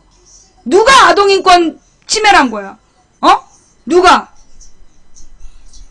자, 이 문제 꼭 기억하셔야 돼요. 우리가 절대로 잊어버리면 안 되는 사건. 여러분 있잖아요. 우리의 조선시대 때도 어떤 일이 있었느냐 하면 승자의 역사란 말 있잖아. 역사는 승자의 것이다. 이제 수양대군이 세조가 돼요. 세조가 된 다음에 단종을 위해서 단종을 위해서 끝까지 수양대군에 편들어주지 않았던 충신 12명을 데려다가 6명은 사지를 찢어 죽이고 6명은 귀향을 보냈어. 근데 이 사지를 찢어 죽인 그 충신 중에 성산문이라는 사람이 있대요. 내가 옛날에 신숙주가 사육신이라 할 때 개막신 당했는데 다시 한번 얘기할게. 이 12명의 충신 중에 6명은 죽음은 피했지만 평생 이제 귀향사를 했어야 됐고 나머지 6명은 죽임을 당했는데 내가 그 중에 성산문에 대해서 내가 정말 어저께 우리 교회에서 처음 들었어요. 성산문이 이제 세종의 총애를 받았던 젊은 학자였어. 근데 이제 이 세종이 자기가 죽으면서 그 문종을 지켜달라 그랬고, 그래서 이제 문종이 죽으면서 성산문한테 단종을 지켜달라고 죽은 거야. 근데 이 성산문이 그래서 단종을 위해서 끝까지 세조를 인정하지 않았어. 그러니까 세조가 성산문을 불러다가 놓고 성산문의 아버지를 데려다가 성산문이 보는 앞에서 고문을 한 거예요. 성산문을 보는 앞에서 아버지를 인두로 지지면서 고문을 한 거야. 자식이 보는 앞에서. 근데 그 성산문의 아버지가 더 독해. 비명 한마디 지르지 않고 인두가 식었으니 다시 데워오라고. 그러면서 그 고문을 당하다가 결국 죽어, 아버지가. 그 자리에서 고문을 당하다 죽어. 근데 성산문이 눈물 한 방울 흘리지 않았대. 그랬더니만 어떻게 했냐면 성산문의 어린 아들이 2살인데 그 2살짜리 아들을 마대자루에다 넣어가지고 성산문이 보는 앞에서 대돌에다 두들겨가지고 머리를 터져 죽이게 한다는 거야. 그걸 보고 성산문이 눈물을 흘리니까 세조가 저 나쁜 놈이라고, 자기네 아버지가 죽을 때는 눈물 한 방울 흘리지 않더니 자식이 죽으니까 울었다고 불효자라고 욕을 했다는 거야. 그러니까 성산문이 뭐라 그랬냐면, 나의 아버지는 조정의 대신으로서 주군을 섬기다 죽는 것을 자랑으로 알고 왜 죽는지 알고 돌아가신 분이니 눈물을 흘릴 일이 아니라 영광으로 생각해야 될 일이고, 나의 어린 아들은 자기가 왜 태어났고 왜 죽는지 모르고 죽어서 불쌍해서 내가 울은 거다 라고 그랬다는 거예요. 그러면서 끝까지 이 세조를 인정하지 않아서 세조가 나중에 성산문을 이 능지처참형, 즉 소 4마리에게 사지를 찢어 죽이는 그 형벌로 성산문을 죽였다는 거야. 세조가 집권을 했어요. 세조가 집권을 해서 모든 사람은 세조를 두려워했죠. 세조가 대빵이니까 태종도 마찬가지고 세조도 마찬가지고 그들이 왕이 됐을 때 그들의 권한에 모든 사람이 복종하는 것처럼 보였어요. 그러나 세조가 얼마나 잔인했는지, 세조가 얼마나 못된 짓을 했는지 온 백성이 알았다는 거예요. 우리는 이제까지 역사는 승자의 역사다. 지금 이 순간 승리하고 지금 이 순간 세도를 부리면 그걸 보고 막 열이 받는 거야. 어쩜 저렇게 못된 새끼가 다 있지? 그런데 어떻게 저 새끼는 저렇게 잘 나가지? 저 년놈은 어쩌면 저렇게 잘 살 수가 있지? 이러면서 울분에 사람들이 미쳐 쓰러지기도 하는 거야. 그러나 역사는 그렇게 호락호락하지 않아요. 그 순간 그들이 권력을 잡아서 대중이 침묵하는 것 같아도 나중에 노래로 얘기가 돌아. 무지랭이 백성들이 노랫말로 조롱을 해. 세조를 노랫말로 조롱을 하고 이 서민들이 이야기로 그 숙주나물이라는 게 신숙주 때문이래. 신숙주하고 성산문이 어려서부터 같이 지낸 동문이었는데 신숙주는 그 단종 같은 힘없는 왕보다 세조가 조선에 기강을 세워야 된다. 그래서 세조에게 세조 편을 든 거야. 신리주의를 택한 거지. 그러나 백성은 콩나물이랑 비슷하게 생겼지만 잘 상하는 나물을 숙주나물이라고 이름을 붙여서 배신하는 놈은 잘 쉬는 숙주나물, 신숙주는 배신자. 지금까지 500년 동안 신숙주를 비난해 온 거예요. 그게 백성의 역사야. 우리가 볼 때 지금 막 재벌들이 잘 나가는 것 같고, 재벌들이 잘 나가는 것 같고 권력자들이 친일파들이 너무 떵떵거리는 것 같지만 국민이 알고 이 백성이 알아. 이 역사는 반드시 여러분 생각해봐요. 사실 이번에 롯데 문제로 친일파의 역사 새로 알게 되신 분 많죠.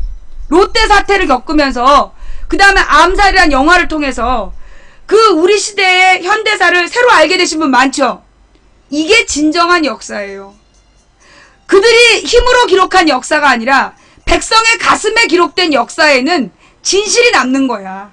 그들은 친일파의 역사를 다 지웠다라고 생각하고 지네들 아버지를 독립유공자로 막 그 가짜로 꾸며가지고 국립 묘지에 묻어놨지만 국민은 다시 한번 세대가 거듭날수록 진실을 찾아내고 그게 백성의 가슴에 새긴 역사라는 거예요. 그래서 여러분 역사를 믿어야 돼요. 우리가 쉽게 좌절하고 쉽게 포기하면 안 돼. 우리는 언제나 국민의 가슴에 새겨진 역사를 믿으셔야 돼요. 그래서 오늘 우리가 흘린 피가, 여러분 그 암살이라는 영화에 그런 얘기가 나오잖아요. 우리를 잊지 말라고. 우리를 잊지 말라고. 우리는 아주 오랫동안 그분들을 잊고 지냈죠. 김원봉이니 김군이 여운형이니 그 많은 민족운동가들 우리 잊고 지냈어요. 인혁당 그 억울한 희생자들을 우리는 잊고 지냈어요. 그러나 백성의 가슴에 새겨진 역사는 되돌아오고 되돌아오면서 노래로 이야기로 전해지는 거예요. 그 역사가 그들이 손으로 쓴 한문으로 쓴 역사보다 더 강하게 우리에게 지금 유전자가 돼서 피가 돼서 흐르고 있다는 걸 우리는 믿어야 됩니다. 여러분 역사를 믿으시고요. 오늘 한명숙 총리가 뇌물 수수를 하지 않았지만 뇌물을 받았다는 혐의를 쓰고 징역에 간 거 여러분 기억하세요. 한명숙은 뇌물을 받지 않았지만 뇌물 수수죄로 감옥에 갔고 뇌물을 받은 것이 분명한 자들은 수사도 받지 않았다는 오늘을 기억하세요. 박근혜 종박이면 무죄, 반박이면 유죄, 박근혜를 찬양하면 무죄, 박근혜를 비판하면 유죄. 이게 힘있는 그들이 오늘 기록한 역사일지 모르지만 시대가 흘러 오랜 세월이 흐르면 우리의 가슴 속에 적힌 역사는 한명숙은 무죄, 저 종박 쓰레기들은 유죄라고 기록할 날이 올 겁니다. 그러려면 어떻게 되느냐? 우리가 보다 더 똑바로 살아야 돼요. 잊지 말아야 돼요. 오늘 우리가 당한 이 모욕을 절대로 잊으시면 안 됩니다. 저는 제가 허위사실을 유포하지 않았지만 구속이 됨으로써 너무나 억울했어요. 그러나 저는 그 억울해서 내가 다시는 이런 일을 겪지 않겠다라고 이 방송을 포기한 게 아니라 나는 허위사실 무죄를 받았고 사실적시로 구속됐던 사람이다. 나는 나의 영광의 훈장을 받았다라고 생각하고 이 자리로 돌아왔어요. 언젠가 세상이 바뀌면 나의 억울함도 풀릴 날이 반드시 있다라고 생각합니다. 그러나 나는 오늘 내 개인의 억울함을 푸는 데 집중하지 않겠습니다. 나는 우리 국민들에게 단 한 사람에게라도 더 역사의 진실이 뭔지 언론이 가르쳐주지 않는 그 진실을 밝히는 일, 진실을 전하는 일, 그 일을 저의 사명으로 여기고 전 오늘도 이 길을 달려가려고 생각합니다. 망치부인의 방송은 할 만한 방송이라서 하는 것이 아니라 해야 할 방송이라서 한다. 자, 조금 울컥했어? 놀랬죠? 미안해요. 자, 분위기를 조금 바꿔서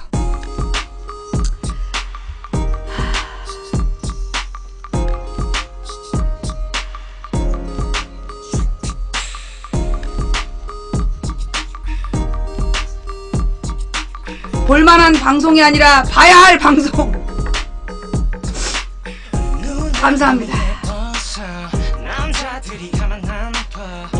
그 다음에 그거 알아? 나는 명예훼손죄가 아니야. 선거법 위반이야.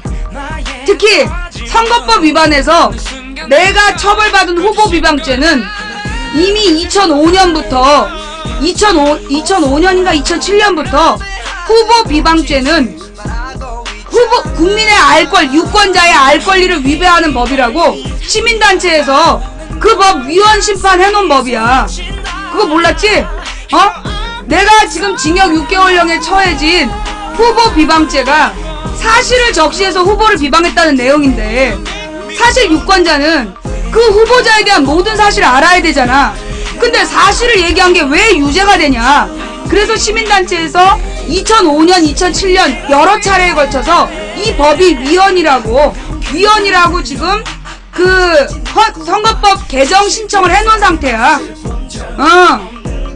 내가 그걸로 3개월 징역 살고 나온 사람인데 그걸 모르겠어? 아니 내가 어떻게 알았냐면 내가 이제 그 두 가지 혐의였잖아. 두 가지 혐의였는데 그 허위사실 공표하고 후보 비방죄. 그래서 그 두 가지를 찾아본 거야. 법적 근거를 찾아봤는데 후보 비방죄로는 나를 처벌할 수 없다는 게 변호사들의 일관된 주장이었어. 왜냐하면 이 법이 그 위헌 가능성이 있는 법이라고 지목된 법이기 때문에 감히 이걸로 실형을 때리지 못한다는 거야. 후보 비방죄로 실형을 때리지 못할 거다. 그럼 문제는 허위사실 유포인데 네가 허위사실을 유포한 적이 없기 때문에 너는 무죄가 될 거다.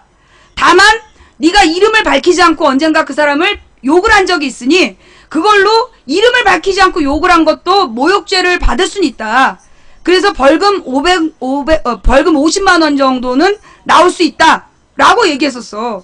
근데 나는 내가 감옥에 갈 거라는 예상을 했기 때문에 나 이걸로 법정 구속될 것 같은데 했더니 막 그 변호사들이 다 웃는 거야. 막 낄낄거리면서 야 네가 이걸로 감옥 가면 신문에 나. 그래서 막 웃는 거야. 감옥에 갔고 신문에 났죠. 예. 변호사들이 막 비웃으면서 네가 이걸로 법정 구속되면 이거 저기 신문에 날리리라 하면서 막 비웃었어. 나 법정 구속되고 신문 났어. 그만큼 말이 안 되는 상황이었다고. 후보 비방죄가 대부분은요 벌금형이에요. 벌금형. 후보 비방죄로 처벌받은 사람들이 대부분은 벌금형이야. 나처럼 감옥에 간 사람이 없다니까. 왜냐하면 이게 사실을 말했기 때문에 그걸로 무슨 감옥에 보내는 건 있을 수 없는 일이거든. 내가 그걸로 감옥 간 사람이야. 그래서 내가 나중에 민주화 시대가 오면 오늘 나의 명예를 훼손한 이 언론사들과 그리고 이 정권에 대해서 이명박 박근혜 정권에 대해서 나는 그리고 이 사법부에 대해서 반드시 그 배상을 청구할 예정이에요. 시간이 오래될수록 나한테 그 뭐 망치부인 전과자다 콩밥이다 뭐 이런 애들 있잖아. 내가 그거 다 모아두고 있어. 각 게시판에서 망치부인은 뭐 전과자다 뭐 이렇게 쓴 애들 있잖아. 그거 지금 다 모아두고 있어. 그 모아둔 게 지금 한 1000장 넘어요. 그러면 이 1000명이 나를 모욕한 거잖아. 억울한 나에 대해서 모욕을 준 거잖아. 요거 나중에 대법원에 내가 나중에 세상을 바꾼 다음에 이거 내 명예훼손에 대한 보상 자료, 배상 자료로 낼 거예요. 예. 내가 그거 낼 거예요. 예. 그러니까 그렇게 쓰고들 있어. 꿈도 꾸지 말라 해라. 그래, 니들이 지금 볼 때는 꿈도 꾸지 말 것 같잖아.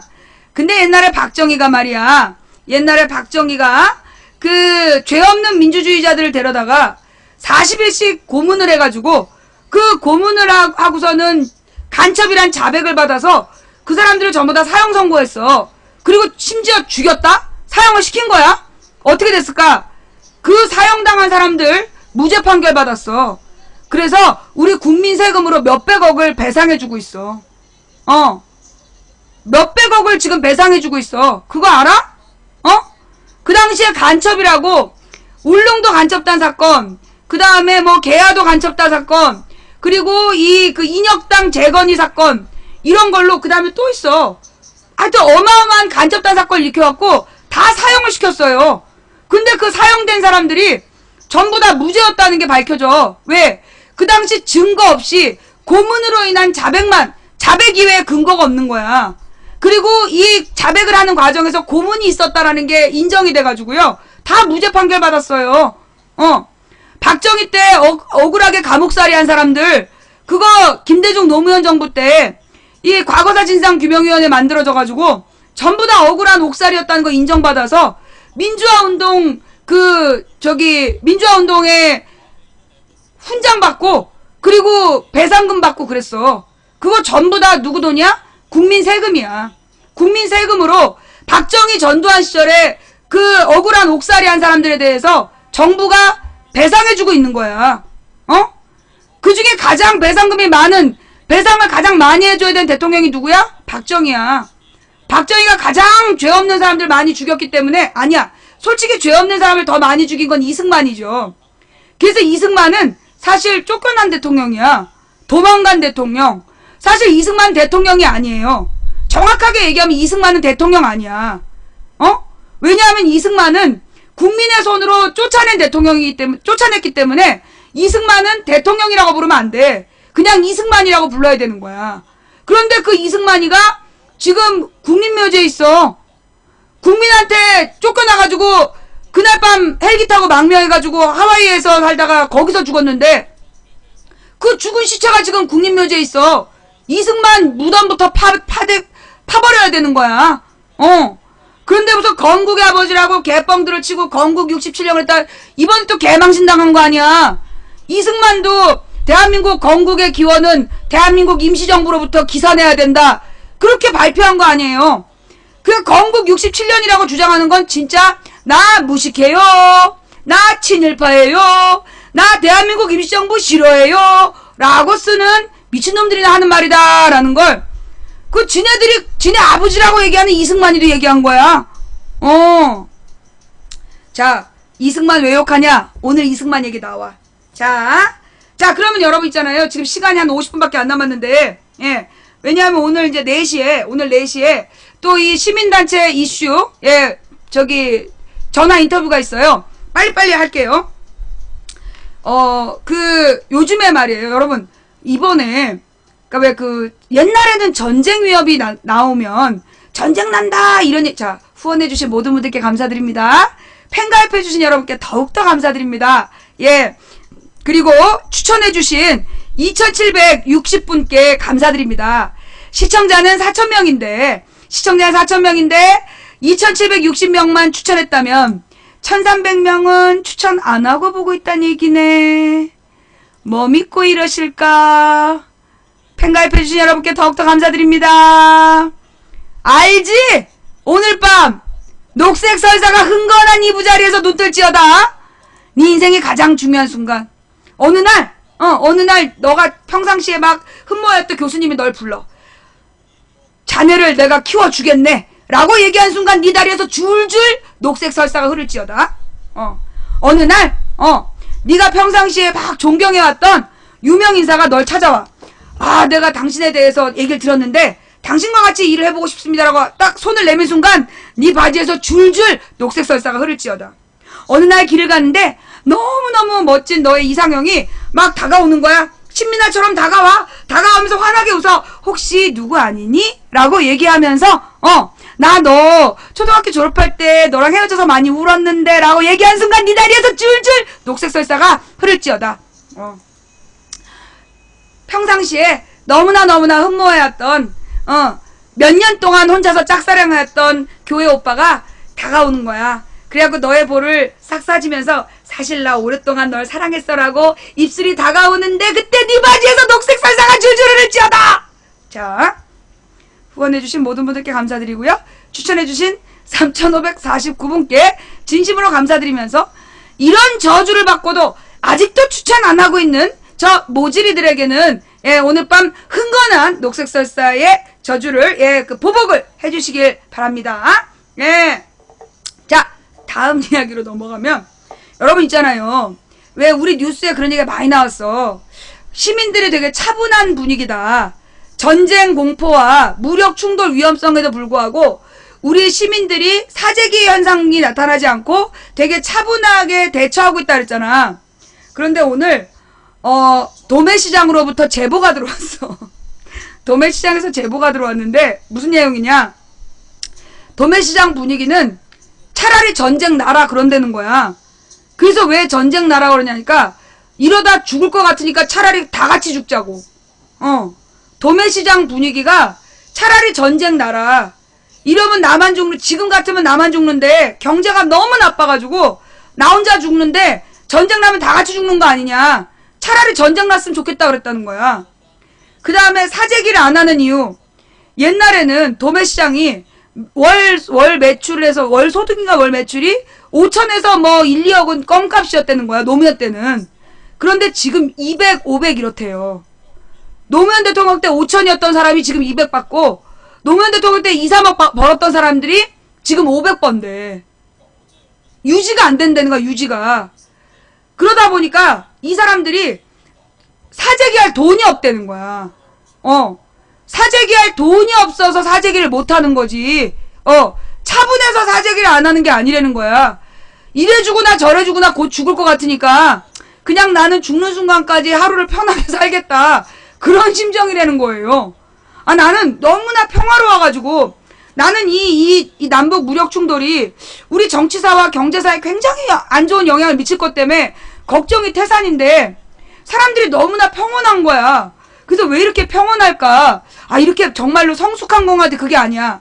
어차피 이대로 가도 죽는데 전쟁 나서 다 같이 죽자. 아니면 사재기할 돈도 없다. 그냥 전쟁 나면 어차피 사다 놓은 거 다 필요 없는데 살 필요 없다. 이래서 평온했던 거야. 죽기 전에 수영장이나 한번 더 가보자. 이런 거 있잖아. 내가 그 얘기를 듣고 얼마나 가슴이 아팠는지. 여러분 지금 그거 아세요? 이 전쟁 뉴스 때문에 가린 중요한 뉴스. 우리나라 부도 위험이 그 부도 위험 지수가 있대. CDS인가? 찾아봐봐. 그 부도 위험 지수라는 게 있는데 국가 부도 위험 지수? 그게 우리나라가 지금 역대 최고래. 우리나라 부도 위험이 역대 최고에 올라갔다는 거야. 웃기는 건 지난 5월 달까지도 안정권이었대. 그런데 요 3개월, 지금 3개월 만에 지금 우리나라가 그 부도 위험이 3위야. 그 인도네시아하고 태국은 지금 쿠데타를 나고 막 내란 중이잖아. 태국하고 인도네시아를 제외하고